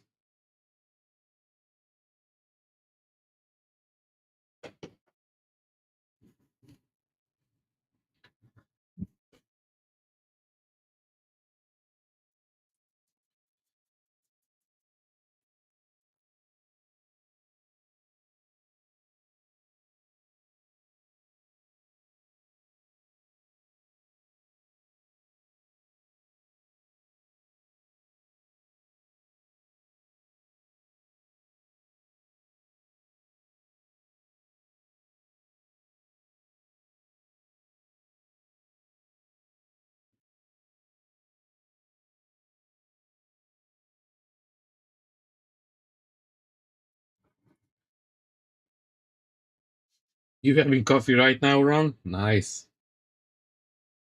You see, I was never a coffee guy. I did try out coffee a couple of times when I was younger. I never liked the taste of it, so I never got addicted to it as other people, let's say, have. So for me, it was an easy no-no.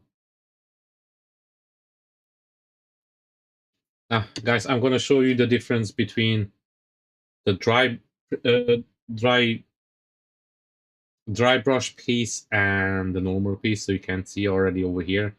And this was has way more work to do, so I'm not gonna stop here. This is just, I would say, kind of halfway. So we have the first dry brush, then I'm gonna do some wash on it, and then I'm gonna do some highlights as well, probably.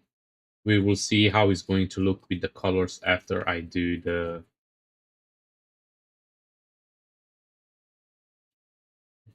the wash. And I'm going to do a brownish wash on this one, but I don't know if it's going to be a brown yellow or a brown reddish wash. So we will see with that one which one is going to go better. Okay, so this piece is done. And then I have even more pieces over here. So if you don't know what I'm doing today, here you go. More dry brushing.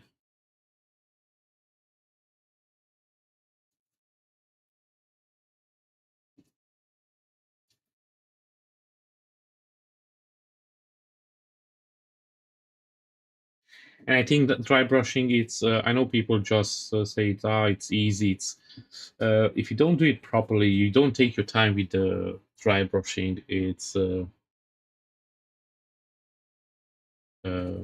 going to look good. So I will advise you, don't rush your dry brush. Make sure it's how you want it to look.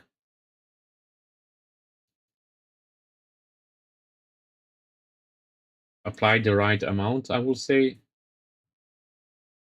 if you know what I mean.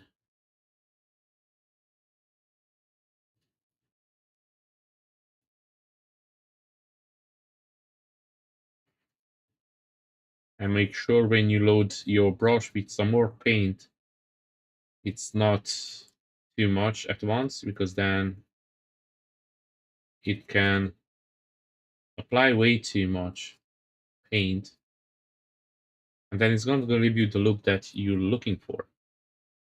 Okay, this is done. Next. Now this one over here, I really like it. It has a nice small Axeman logo, and I was thinking to paint that one up in silver.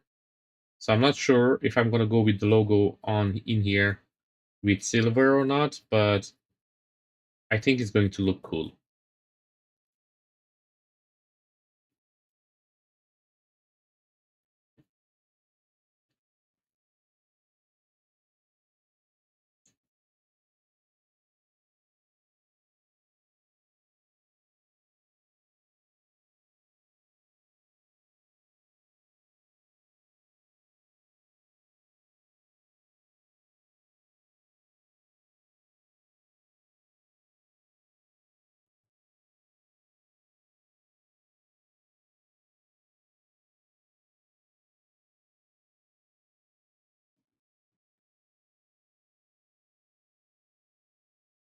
So guys, if you just joined in, thank you very much for joining. Much appreciated. Don't forget to hit that like button, share it with your friends and family.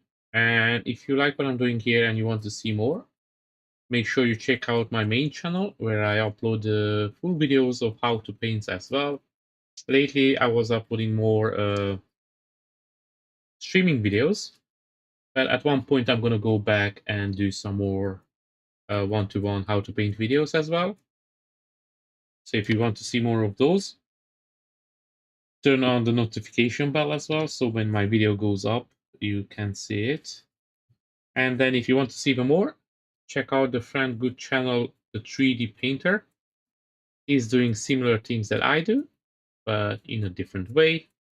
So make sure you check out his channel. He's live streaming almost every day. And when I say almost, I mean not every day exactly. There will be day that he has something else to do, but most of the days he will be streaming. He just finished up a really cool Punisher from Polymine Studio. And this model is from Polymine Studio as well, if you're interested, but we are not sponsored by Polymine. It's just really cool models that we like to paint up, and kind of that's it about it.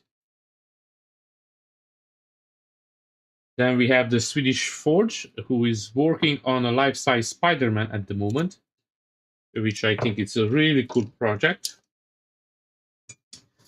Check out his channel as well. And then we have the Grumpy Vet, Jerry. At the moment, he didn't post any videos, but I know he's working on a Batman. He's gonna start posting really, really soon. So make sure that you go and give it a subscribe, and then when you start posting, you can see. The Bean 3D. He's a cool dude as well, and he's doing some crazy stuff with Bumblebee from Z Studios. So this is the Transformers Bumblebee.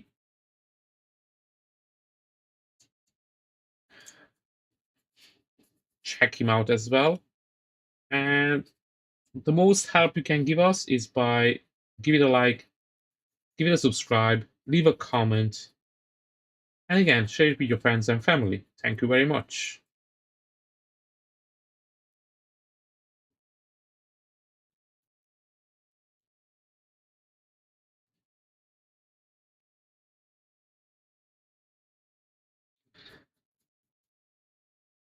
And guys, if you think that this was more too much dry brushing, don't forget I still have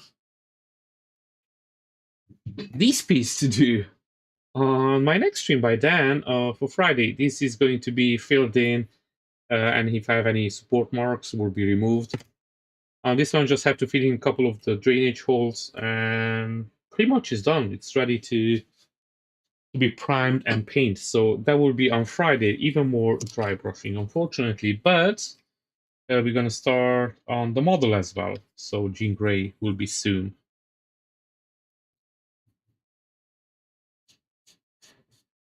Now, the model may have a little bit of a defect on it. I have to check it out. So I have to reprint something, and then if what I think it is true, I'm gonna reach out actually to Cardozo and let him know, and I'm gonna let you guys know as well.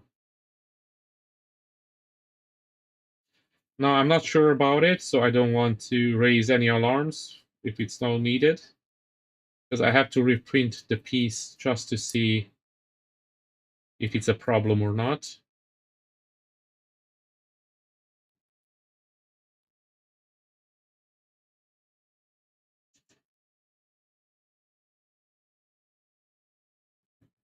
I'm not sure who actually sculpted this one, but it was one of the guys, of course, from Polymine Studio. He done a really, really nice job on it.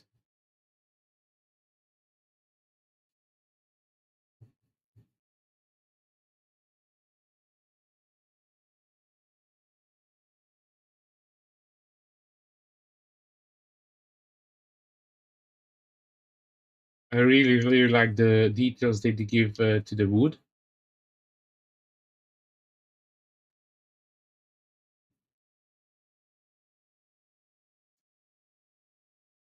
Oh, too much.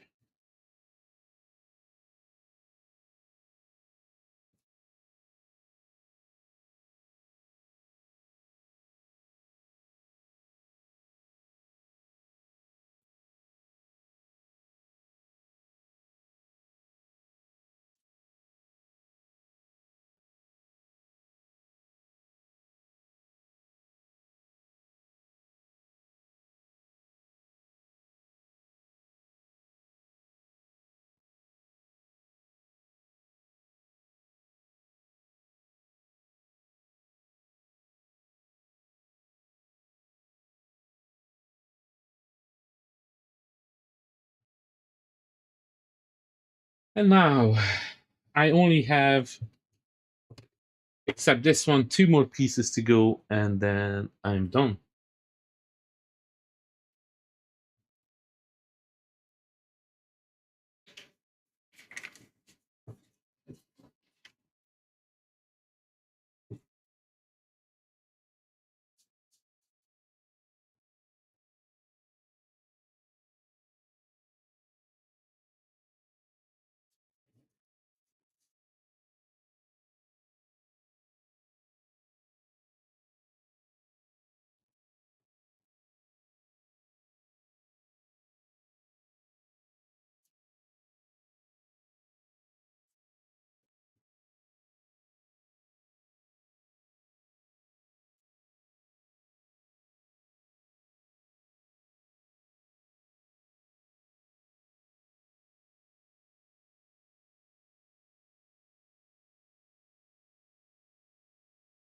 Ron, did I show you the Omni-Man that I was planning to do next?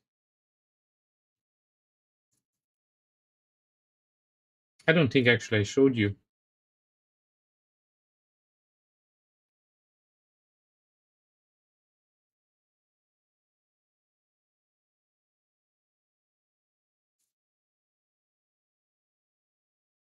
I know I showed it to Jerry.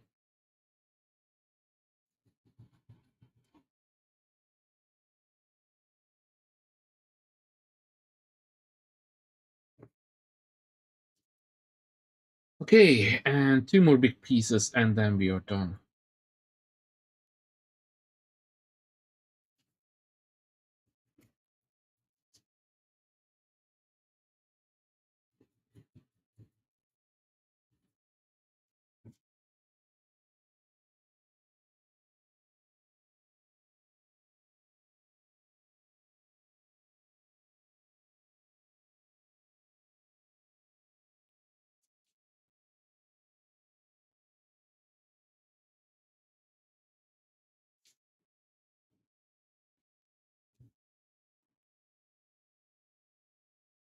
It makes you think of chocolate. Yeah, chocolate house. Why not?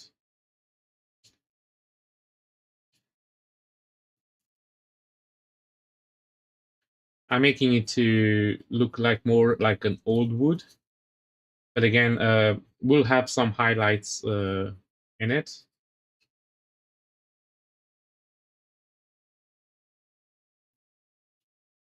So as I don't know all the wood colors and everything, but I think this will be called more like an oak wood, an old oak wood. I could be wrong.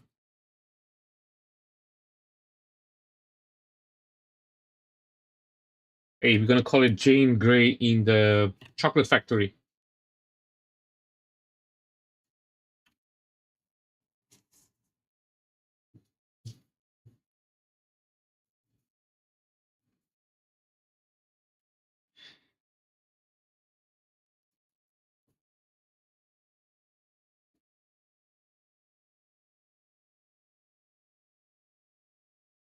I will take that as a compliment.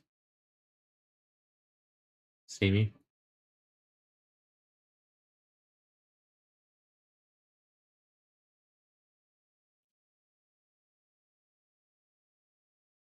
Jean Grey, no, the X-Men and the Chocolate Factory. Has a nice sounds to it.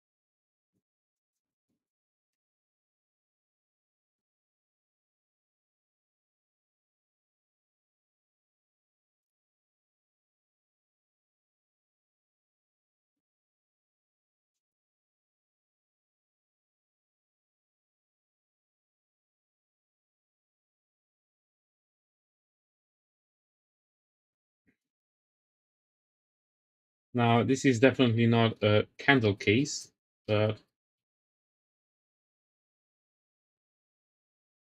if I would have to do more of it today, then probably will be a candle case. But at the moment, I'm still enjoying, so that's a good sign. Now, guys, if you have any questions, please put it in the chat down below. I will be more than happy to try to answer them. I do this for some time now, and I have to say I really, really enjoy painting up statues. And if any of you would like to do a commission or you'd like any of my statues, you can have a look on my Instagram, GambitNeo1, and you're interested in any of it, and I still have it. I did sell some of them off, also I don't have all of my statues. But if you're interested in something or you want to do a private commission like a birthday gift or anything like that, please reach out, send me a DM, and then we can work something out. I'm pretty sure of that. Okay.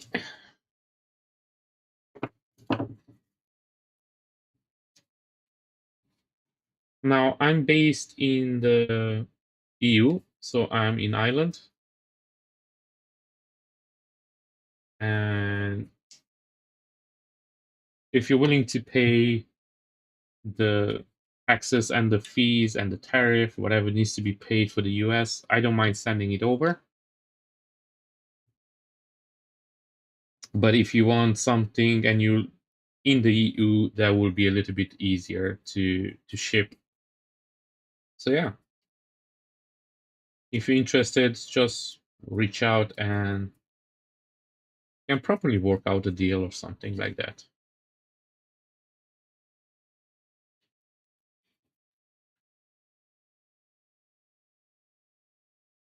Now, don't get me wrong, I like all of my statues, but I'm doing this as a hobby, and I hope one day it's going to become, in a way, a way to get some income, because this hobby, it's not cheap at all. Actually quite expensive if you look at the whole thing.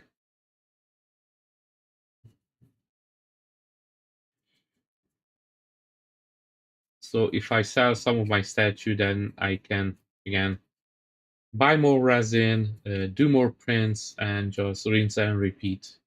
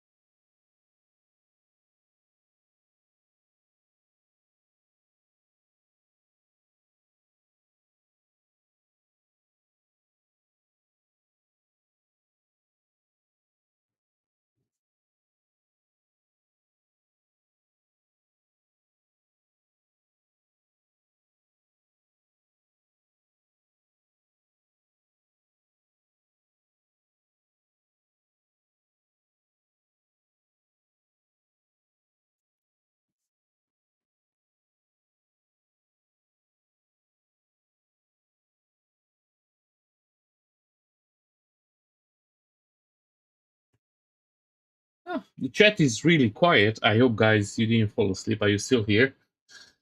And if you just join in, thank you very much for joining in. I'm painting up Jean Grey from X-Men, and this statue is from Polymine Studio. You can find it in the description. I did put a link over there to their Patreon. They're doing lately really couple of cool figures. Now, I'm not sponsored by them. I picked up this figure with my own money, and I really like X-Men. If I didn't come across yet like that, but I really like this, and I always wanted a Jean Grey, and it's really hard to find a good Jean Grey model. Now, I have a really nice Phoenix already, but I didn't have a Jean Grey.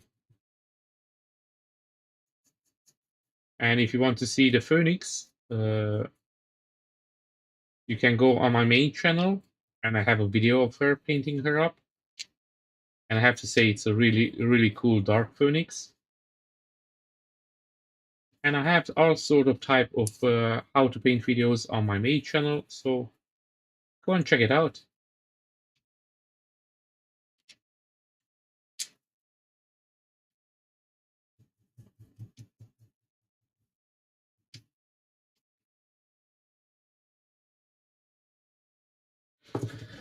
Okay, now let me check if I done all the pieces so I don't miss out on anything.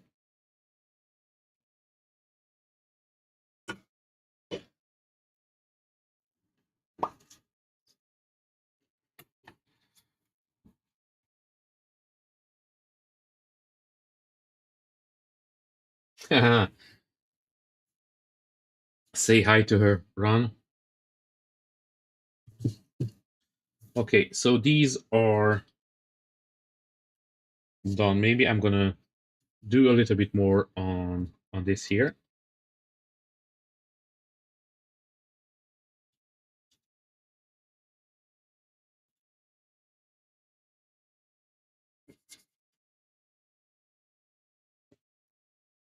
Okay, so I'm gonna go with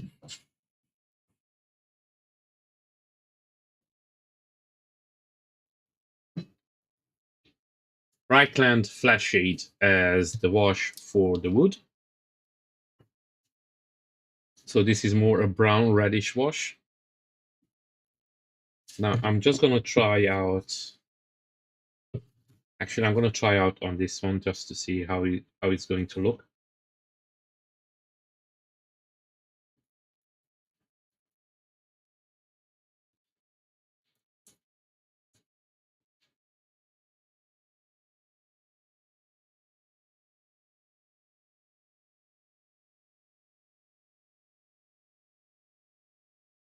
And I'm gonna dry it up with the hair dryer real quick.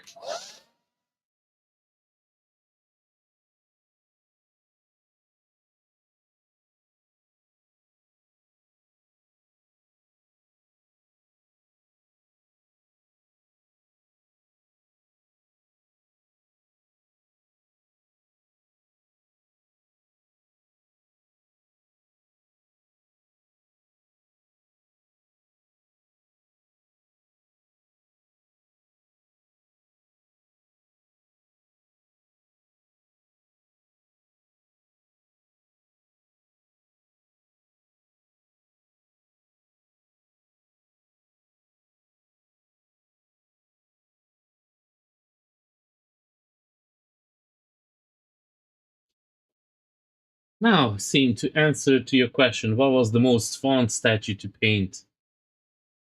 Uh, Now, the most one that I enjoyed is the cable from Danny Boy, which it's actually the statue is from Status Code, but Danny Boy print sculpted it. So that's my favorite statue that I painted up lately. And my most fun statue, it has to be the Venom. I don't have a video of the Venom, how I painted it up. So now this is going to be the wood. So I'm going to do a little bit more dark shades on it. And then I'm going to do a little bit highlights over on this one. As you can see the difference, this makes it look a little bit more wood. Yeah, definitely. That's like I told you even this morning, that one of your most iconic paints, because it's your picture as well. And you did other really cool projects since then, so it's not just like you done Beast, but that's kind of how I relate to you when ever it's like, oh, Beast, the guy who made Beast. But you made a lots of other cool, really cool figures, but that's such iconic to you.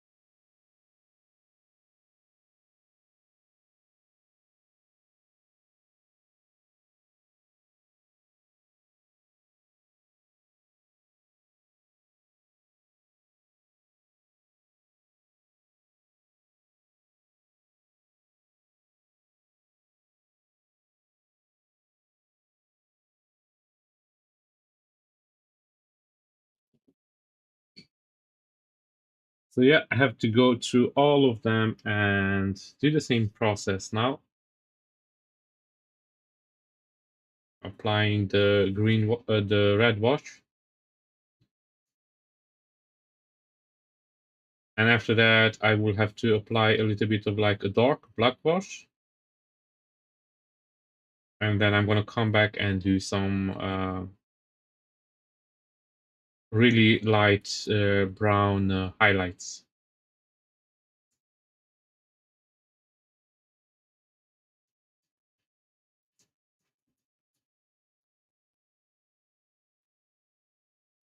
And I really like the X-Men logos in there. So there are three of them, and those ones I was thinking to try to paint them up in silver.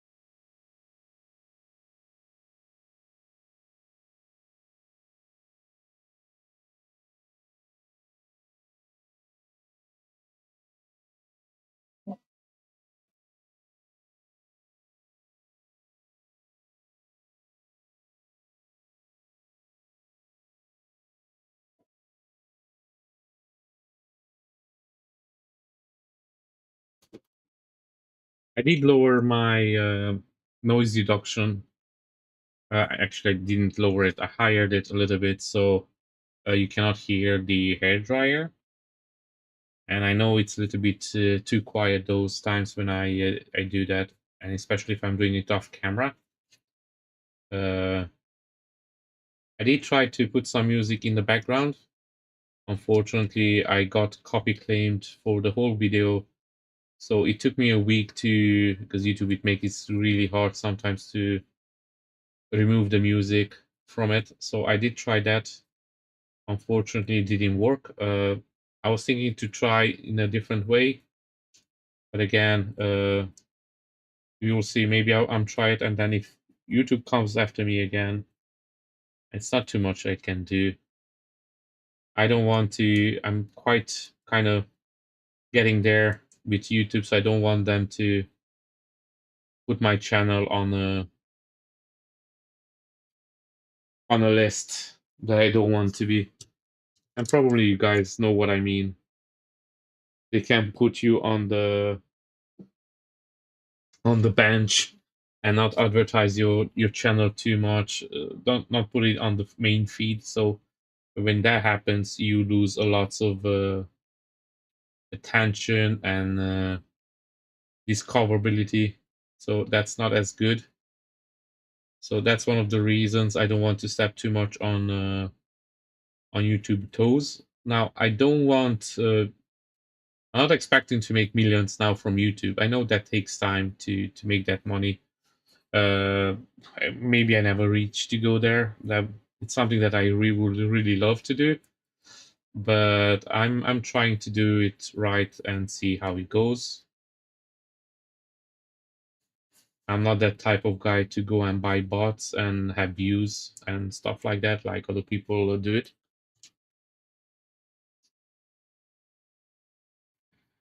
But I'm not gonna give any reason to YouTube to put me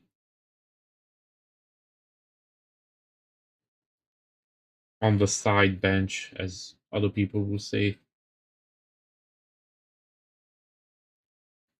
because of the copyrighted music.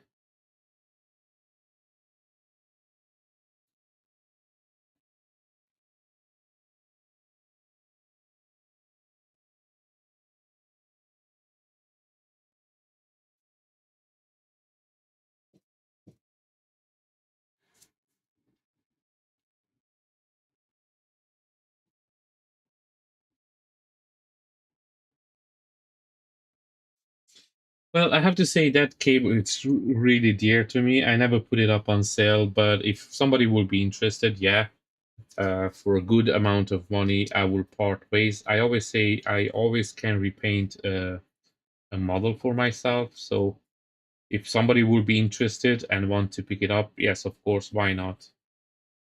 In the end of the day, as I mentioned, this is my hobby, and I'm doing this most of these statues for myself.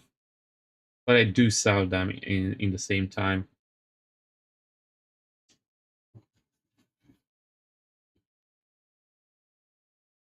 Welcome back, Swedish Forge.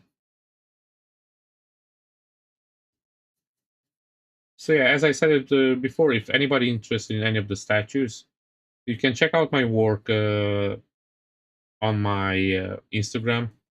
I have it over there as I made them, so you can see the progress as well on them and how far I started to do this hobby. It's 6 years now. So yeah, I have to say I did grow a lot since I started, and I know I still have a lot to learn.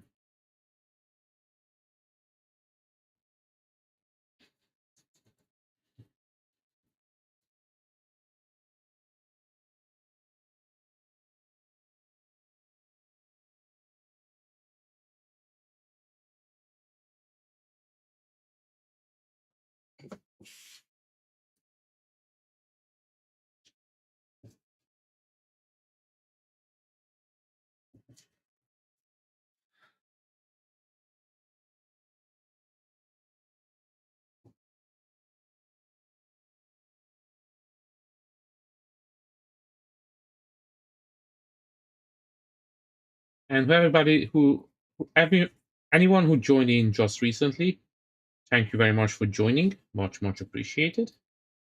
I'm streaming every Monday, Wednesday, and Friday at 7 o'clock. That will be London time here in Europe. And everyone is welcome to make sure that you check back in on the progress if you like what I'm doing. And make sure you share it with your friends and family as well. Who knows? Your granny maybe want to check out my painting style. I don't think so, but you never know.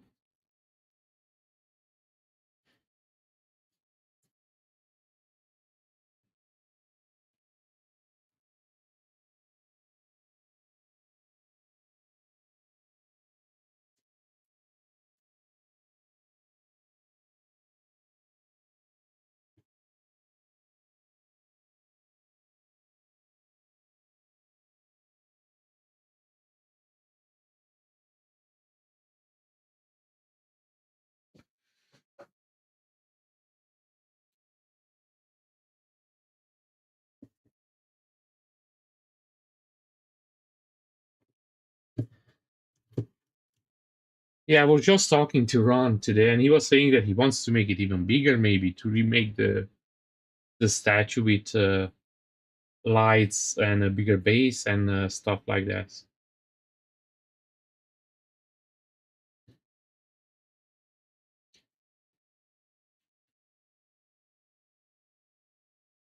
I think that's still the coolest model of Beast out there. I know there are a couple more models from Beast, and they're really cool, but I don't think any of them it's cooler than one that ran down from Wicked 3D. If you a Beast fan, yeah, that's a cool model to have.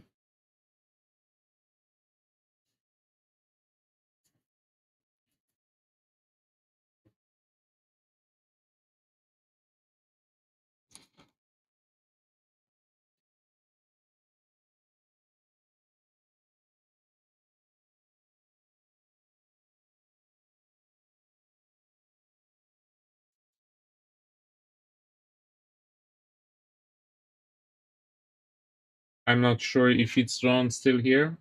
If he didn't answer to the comment, but I'm pretty sure he appreciated it.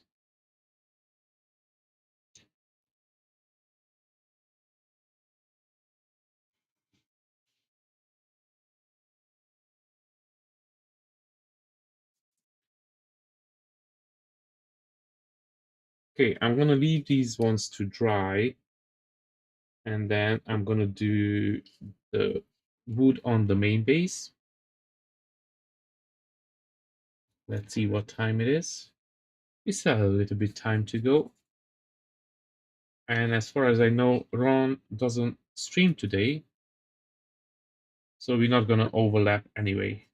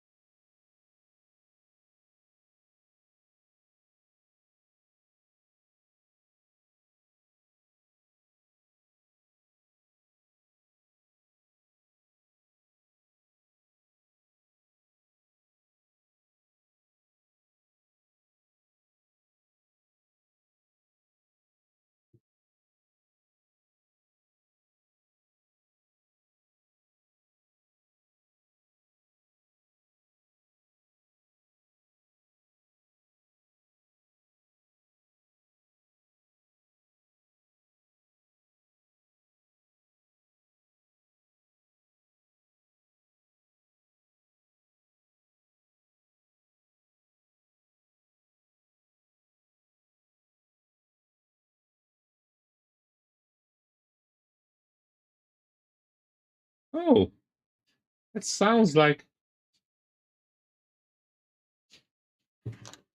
hmm,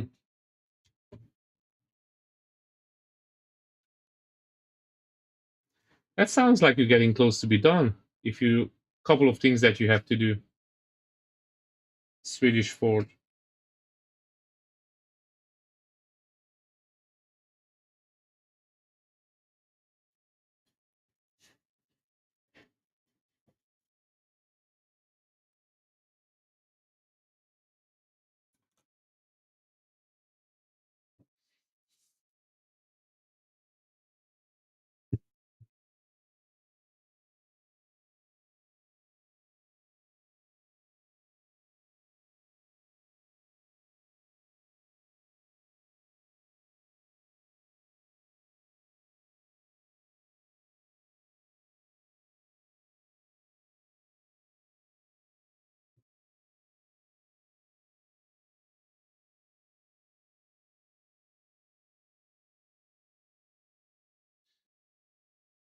And Ron, would you redo Beast as well if you would do the big base, or you just do the big base and then you just uh, put the same Beast on it? So would you just remake the base, or you're gonna remake Beast as well in the same time? Because that base is pretty cool, so I don't see any reason to for you to remake the Beast. Only if you glued it to the small base, then yeah. Otherwise, I think you can just do this the big base for it, and then just move the Beast over. I'm not sure if you glued it together or not.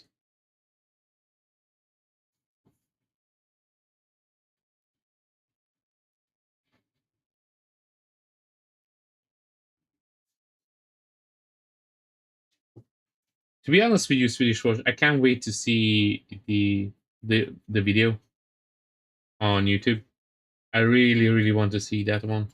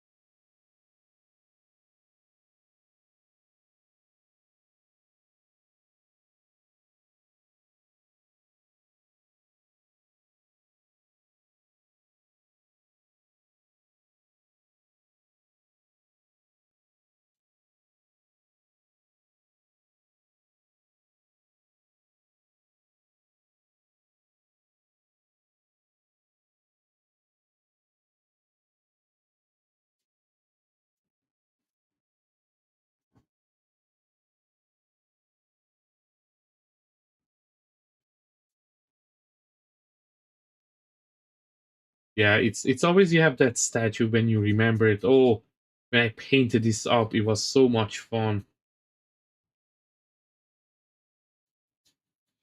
I don't even know if I answered my question to Simi, which was fun. Did I? I know I said that I really loved painting up the cable. Anyway, she's gonna let me know. Simi, if you're still in the chat, let me know if I did answer you the question. Oh, it is glued together. Okay.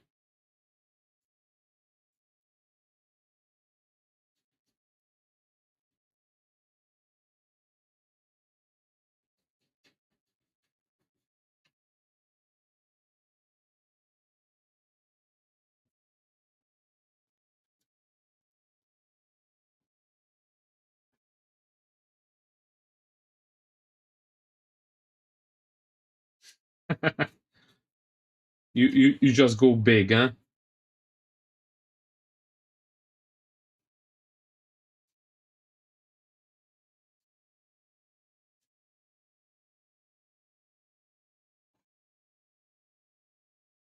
Are you sure you're not from the States, Swedish Forge? Go big or go home.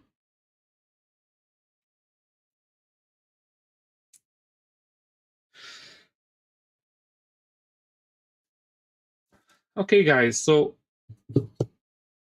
we almost done. I just have to do this part over here.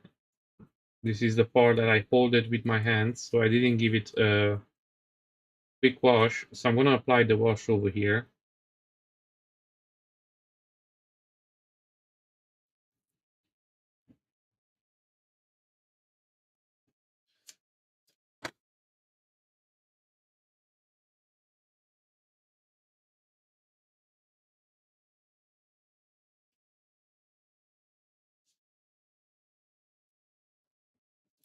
Hi, Payne. How are you?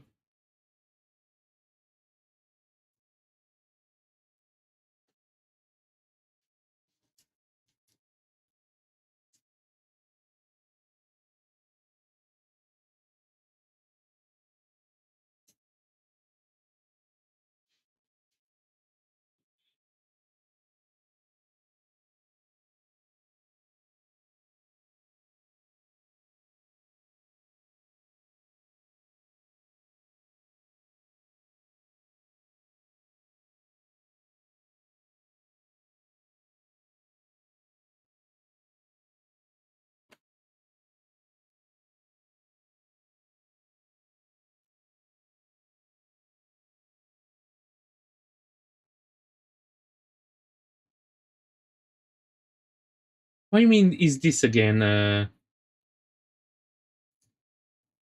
didn't do a Jean Grey yet. Payne.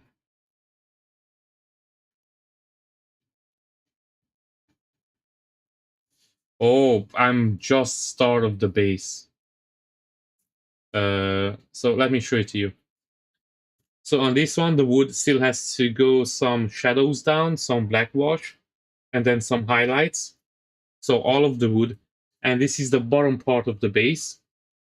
I'm not sure if I'm going to apply more wash on the rock, so we're going to see that on the next one.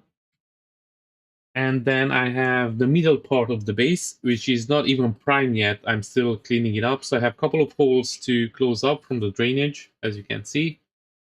Another one somewhere here. And one inside over there. So, and then I have to paint this all up as this. And then I have the top part, the flames, which is translucent resin. So this will have to paint some white and some magenta in it. So that's the plan so far. But again, this one is not cleaned up either. So I have to clean up this as well. And this is going to be done by Friday. But again, I still have some way to go till this is done.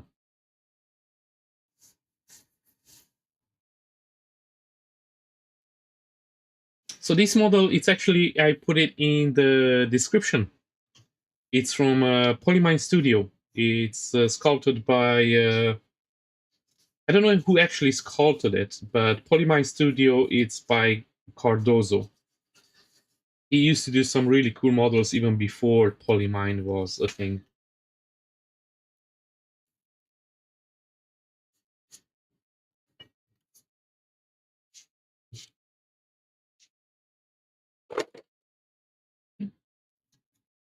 So now I'm going to take the black wash,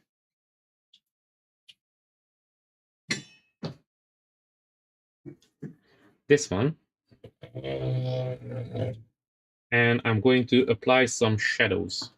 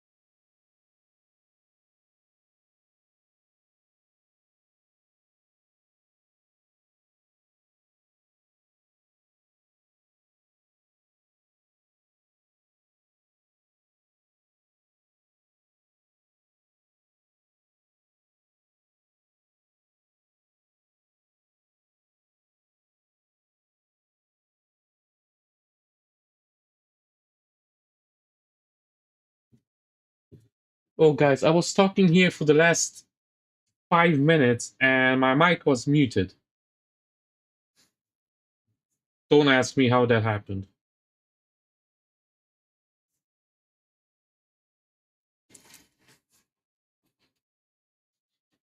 So actually, I don't know how much you missed of what I said because I don't know when the mic got muted. I muted it, but I don't know when I pressed the button. So pain. Well, I was saying I don't know if you got any of that that the Z Studios as well had a problem with the big companies like Side Studio coming after the sites. So they decided to blur it out, and only the ones that who subscribe can see the pictures. So I don't know if you got any of that what I said before. So I'm gonna kind of repeat myself really quickly because I don't know when the mic got muted and I was keep talking. Sorry for that. Uh, so as I was saying before, just repeat myself. Z Studio was saying that the big companies blocked his Instagram twice because of the content they have up. They were saying that it's copyrighted. I don't remember Z Studio doing anything from SciShow, even similar, because they have a different style.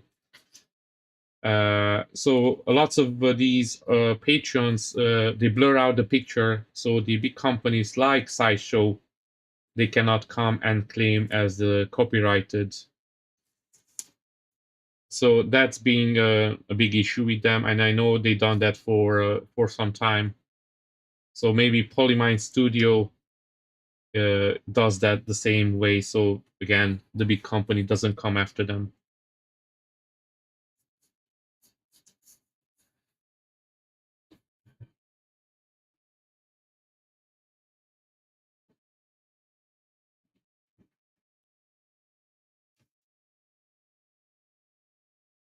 Yeah, you see, it's really annoying because you want to see the model, but I think you can still go to the Instagram sometimes and check it out there. But not everybody has an Instagram, so I can see why some people are really annoyed by it. Usually, I see the pictures on Instagram first.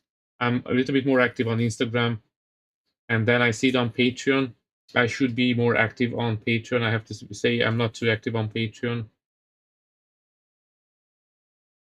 Maybe one day I'm gonna get better at that as well, but I have so little time and so many things to do, unfortunately.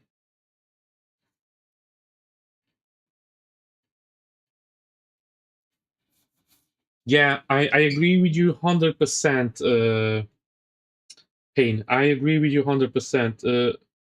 Like even sometimes I did reach out and before I subscribed to Patreon and I talked to the Patreon owners and we had a deal. And then as soon as you subscribe, they were coming with something else, and I was like, yeah, but this is wasn't what I talked to you before. Yeah, so sometimes they want you to subscribe, so it's not really too much you can do because most of the time Patreon will not even refund the money from the subscription if you request a refund if you have a disagreement with the Patreon. Unfortunately, that happened to me. Ron knows all about it. It's one of our common friends. So yeah, Patreon can be a little bit of a pain in the ass sometimes like that.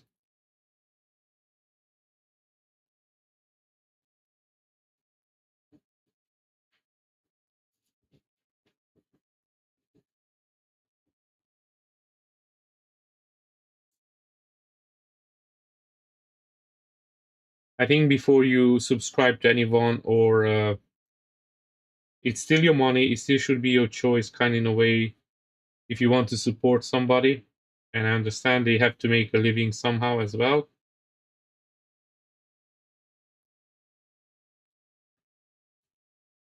But it sometimes looks to me that the patron is just taking the side of the artist, and if you have a disagreement with the artist, it's nothing really you can do about it. So make sure that if you subscribe to one of the patrons, make sure it's a nice one. Usually, all the big patrons they are really decent. You don't really have disagreements with them. But some of the smaller ones, they could be quite harsh.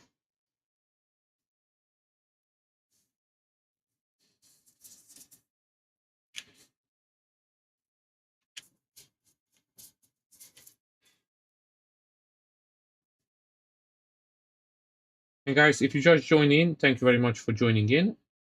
This is a new project, and it's Jean Grey, and it's from Polymine Studio. This is not a sponsored video or anything like that.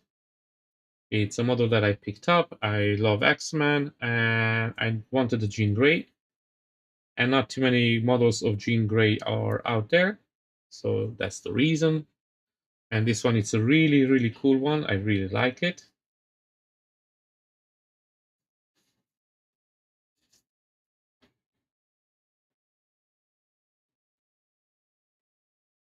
And how it's your project going in the paint? Did you make more progress? Did you start priming it already, or waiting for priming?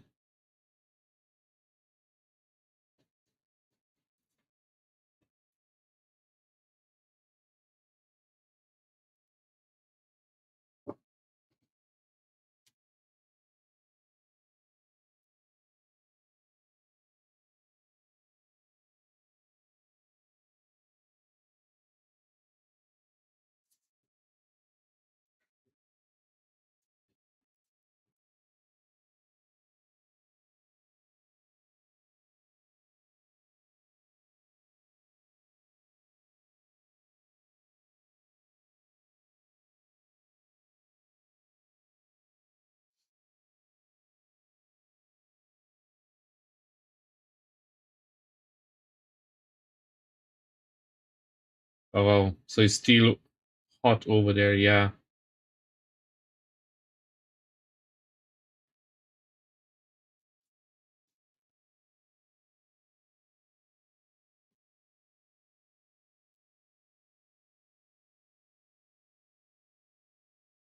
I really, really like that model.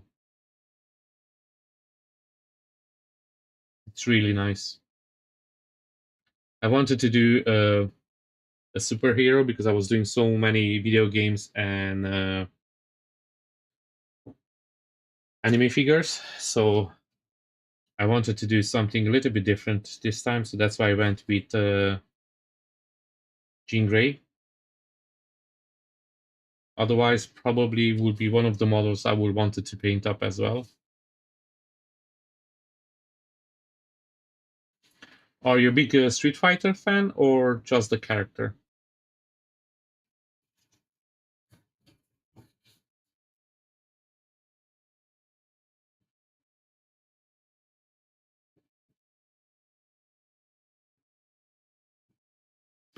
Oh, I swear to you, those support marks, I like. You do it all before priming, right? Then you prime it, you find a couple of more of them, you do them, right? And then as soon as you apply the skin color, another 10 of them just show up out of nowhere. It's like they're waiting for you to apply the skin color. You go like, ha, gotcha. You forgot about me. It doesn't happen too often, but I swear to you, it's always one or two over there, just popping out of nowhere.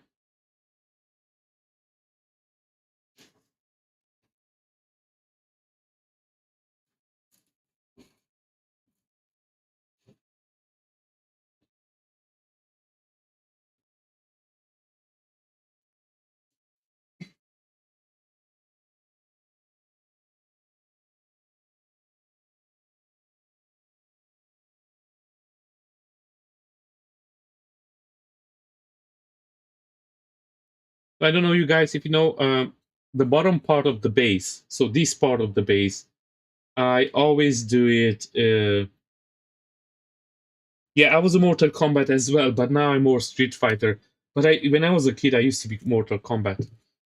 So this part of the base, because it's rocks and what it is, it's made out of FDM print, so in plastic. This one, it's resin, so this is the mid size, right? I swear to you, I almost found support marks from the resin on this one, like small holes. I don't know how, but they transfer somehow between each other. You go like, look, let's go and annoy him. He made it out of plastic, so let's show him that we can appear on that one as well. I know I'm losing my mind slowly.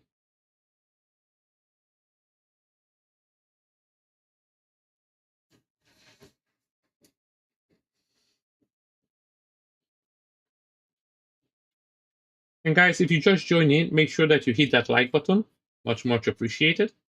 It helps out the channel a lot. And make sure you check out the friends of the channels. We have the 3D painter, Ron. He usually streams every day and he has some really cool content. Then we have the paint stream as well. Check out his channel. He's doing a Street Fighter character, so I'm not gonna spoil it. You go and see who he's working on. Then we have the Grumpy Bat as well. He's working on a really cool Batman. The 3D the Bean 3D. He's working on a Bumblebee. Then we have who else? Swedish Forge. He's working on a life-size Spider-Man. And again, there are lots of artists out there. So guys, make sure that you support everyone. Give it a like, give it a subscribe. Share it with your friends and family. Always helps out. We all want to grow a little bit with YouTube. So thank you very much.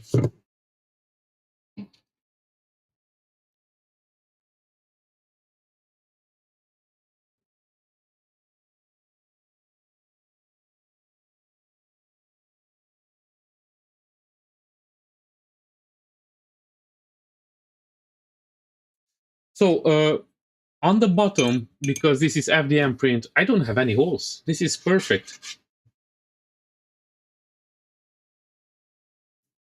But what I'm using, and I have a video on my YouTube channel as well on the shorts, I mix up resin and baby powder. And this you have to do it by your eyes, how much resin you want to put in and how much baby powder. But one of these half jars is going to last me for 6 months. So I make it to be really thick and then I apply it in the hole. So for example, this hole over here, I'm just going to apply it in and with the UV resin. And it's really easy to clean it up as well. It sends really easily. You can do it with an X-Acto knife or hobby knife, whatever you want to call it. I have a video up on it on my YouTube. You can check it out. And that's what Ron does as well. And most of the 3D painter slash printers, they do the same thing. It's the cheapest one, fastest one, and is the easiest one as well. Now, I had this UV light curing putty. This one, I have to say it's not that good. It's a little bit too thick. So sometimes when you put it in, it can fall inside the hole. And I don't like that. It's not bad, but it's really expensive. I think I paid for this and I barely used a little bit out of it. So it came half empty already. And I think I paid for it 20 euro or 18 euro, something like that. But it's really expensive. This is the one I got, but there are lots of brands out there. I prefer, to be honest with you, the one I make home. It's just easier and it's always handy. So it's not like you run out of it and then you have to go and buy more. So on that side, it's more okay for me. And usually I use that one. Now, what I'm going to start doing now, I'm going to apply a little bit of a brighter brown, even brighter than the one I did.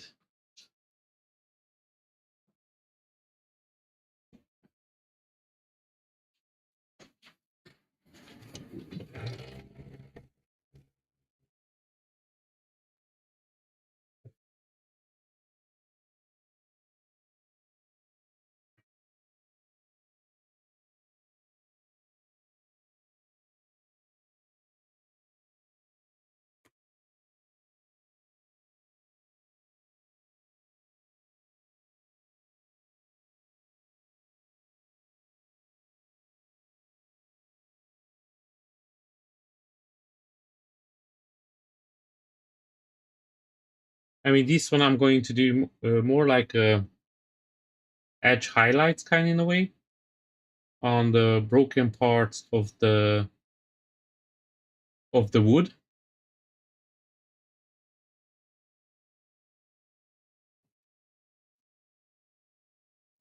Unfortunately, this paint it's a bit too runny. I would prefer something a little bit thicker, but in the same time, it kind of blends in a little bit better.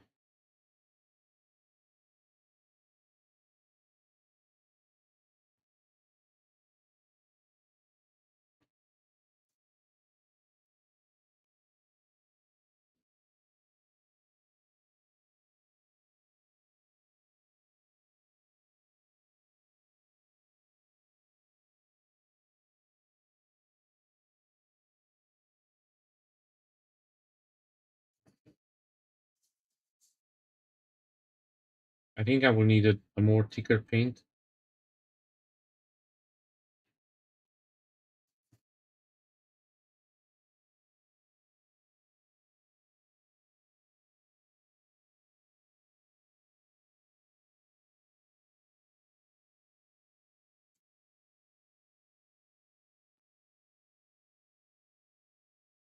Ha ha ha.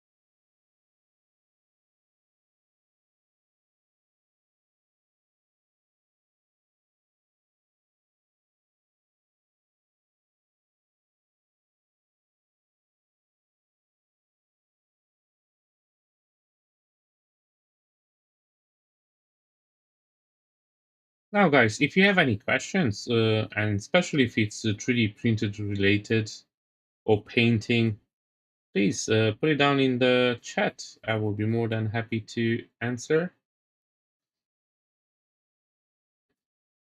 And if you don't have the answer for it, I'm pretty sure somebody else from the chat will be able to provide something close to an answer.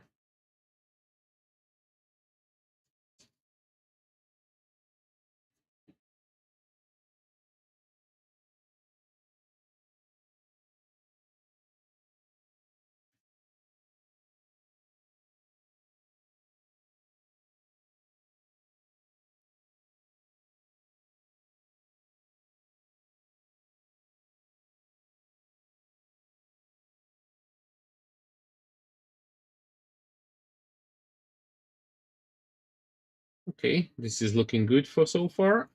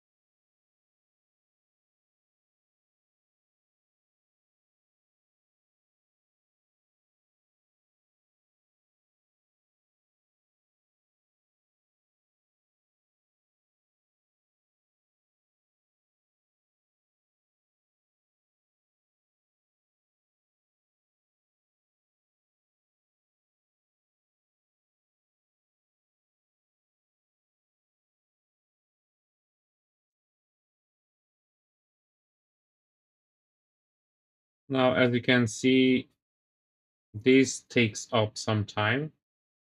I prefer to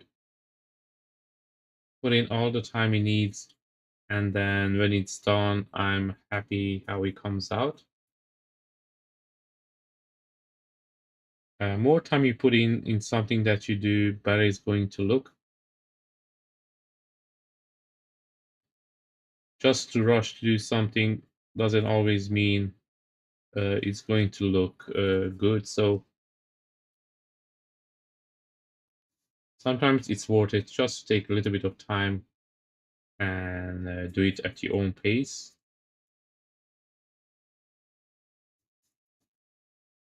Trust me, I learned that the hard way.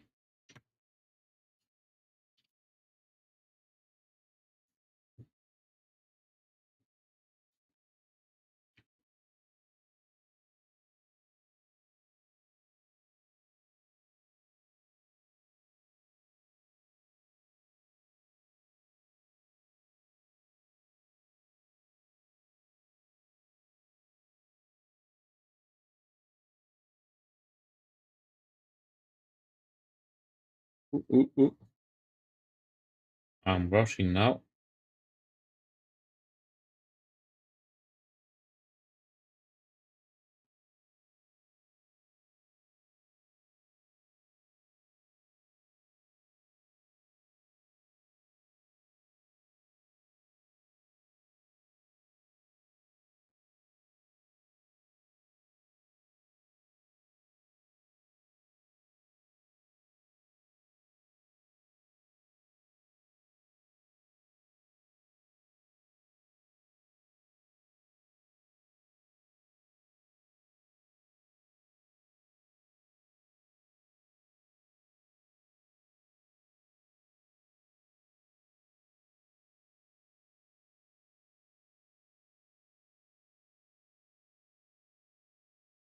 This is going a little bit faster than I was thinking, to be honest. I was thinking that it's going to take a little bit more time.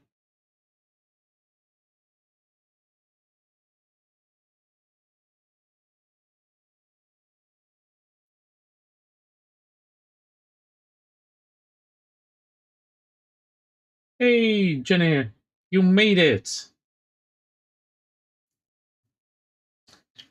Thank you very much for joining, Jen.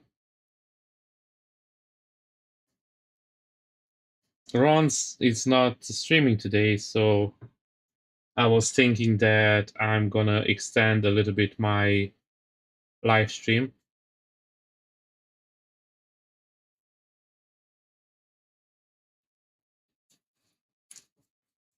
And thank you very much for joining in. Much, much appreciated.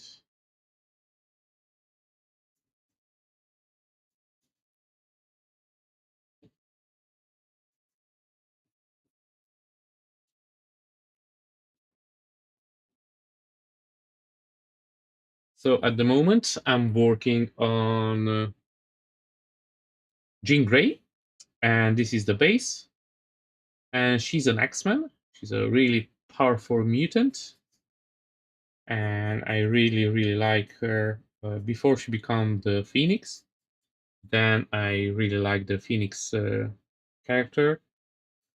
So she's one of my favorites, and I kind of like the whole Summer family.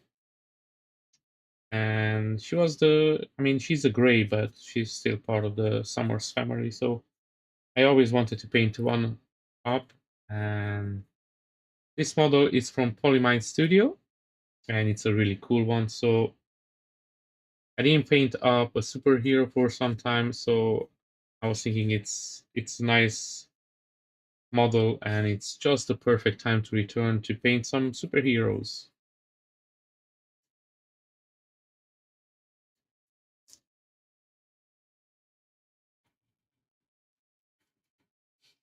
Yes. Yeah, but usually by this time, I stop streaming because Ron eats up his stream. Because he doesn't stream today, I was like, I'm going a little bit longer so I can finish these edge highlights on these wood pieces.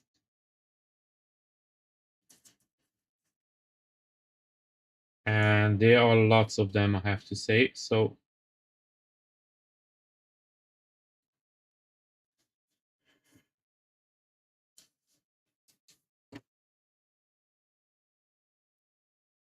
did you see the picture that I sent you on Instagram about the female shepherd?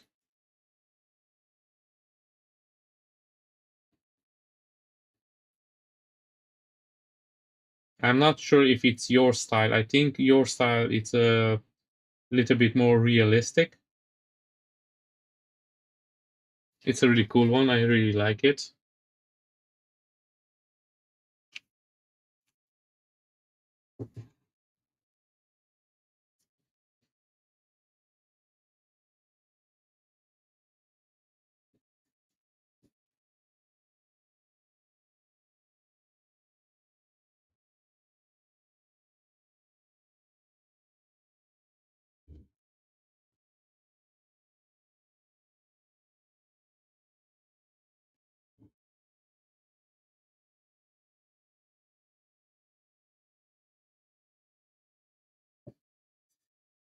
Okay, and this is are the last pieces that I have to do the kind of the edge highlights. So after this, we are kind of done with this phase.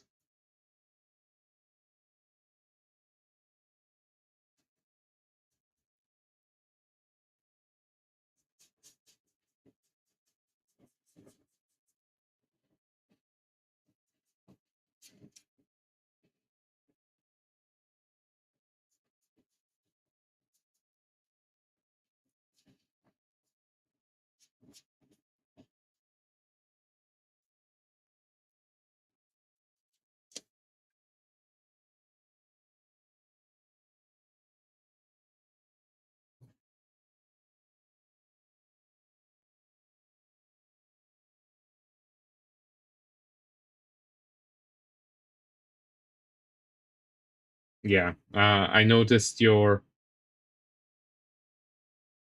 collection are a little bit more realistic. I like a little bit more stylized as well.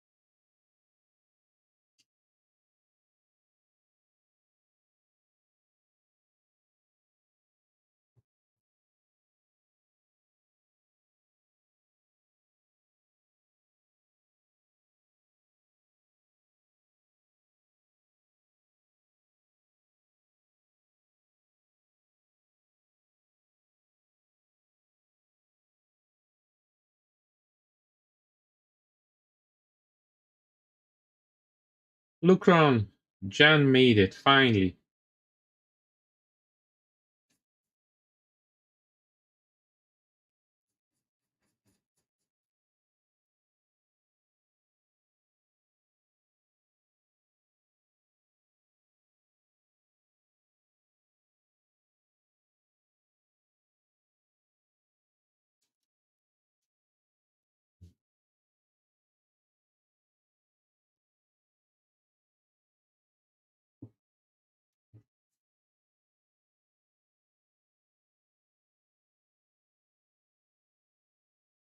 And guys, thank you everybody for joining in. Much appreciated. It means more to me than you will imagine.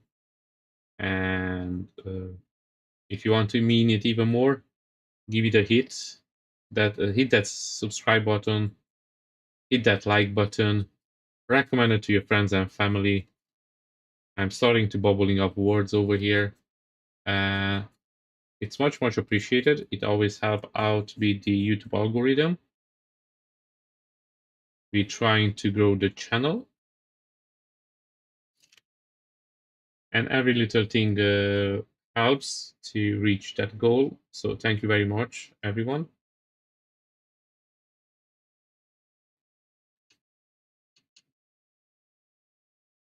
And thank you very much, Swedish Forge. Hope to see you soon. Much, much appreciated. And guys, make sure that you check out the Swedish Forge YouTube channel. He's going to upload really soon a full statue, like full size statue of Spider-Man. So make sure and check it out.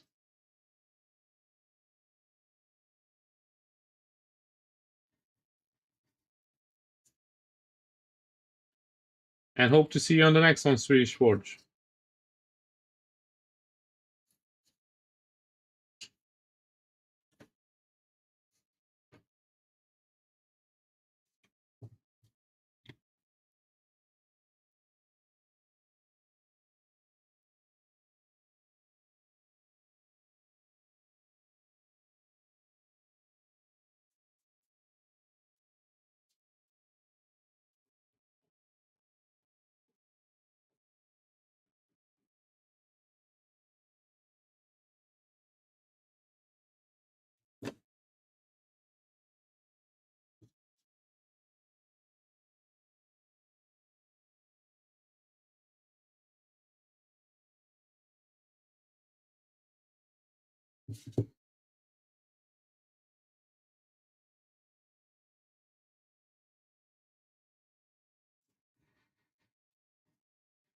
See you on Friday, definitely, buddy.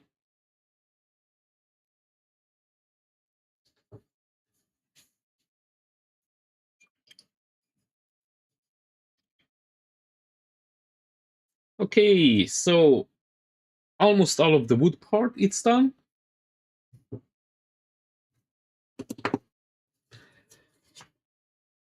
Definitely on this side, and I have all of this that I have to do. I have to still close a couple of the holes over here for the drainage, and yeah, that's going to happen on Friday. And maybe I still have to remove some support marks, so I have to go. I removed most of them, but I'm pretty sure I missed a couple of them because you always do with the support marks. They always hide really, really good. And then I have the translucent, transparent flame effect in a way. As well, this will be a little bit of white and magenta. So we will see how it goes with that one. And yeah, so the rest of the base, and even on these ones, I still have a little bit work to do here and there. Nothing too major, just a little bit. For example, this piece over here has the X-Men logo. I'm going to try to show it to the camera. So I'm going to try to paint those ones up really nicely on with a silver, and actually says the Savior Institute in it as well. So it's really, really nice. Oh, actually, I missed the part over here.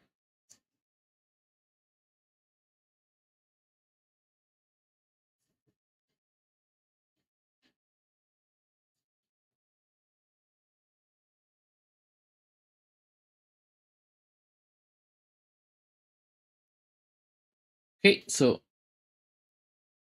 far that's done.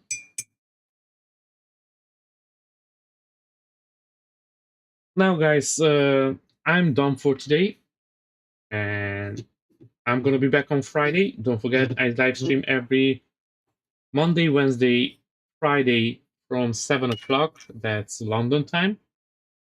And thank you everybody for coming in. Thank you for joining, checking out my channel. It's much, much appreciated. And if you could share it with your friends and family, give it a like, give it a subscribe.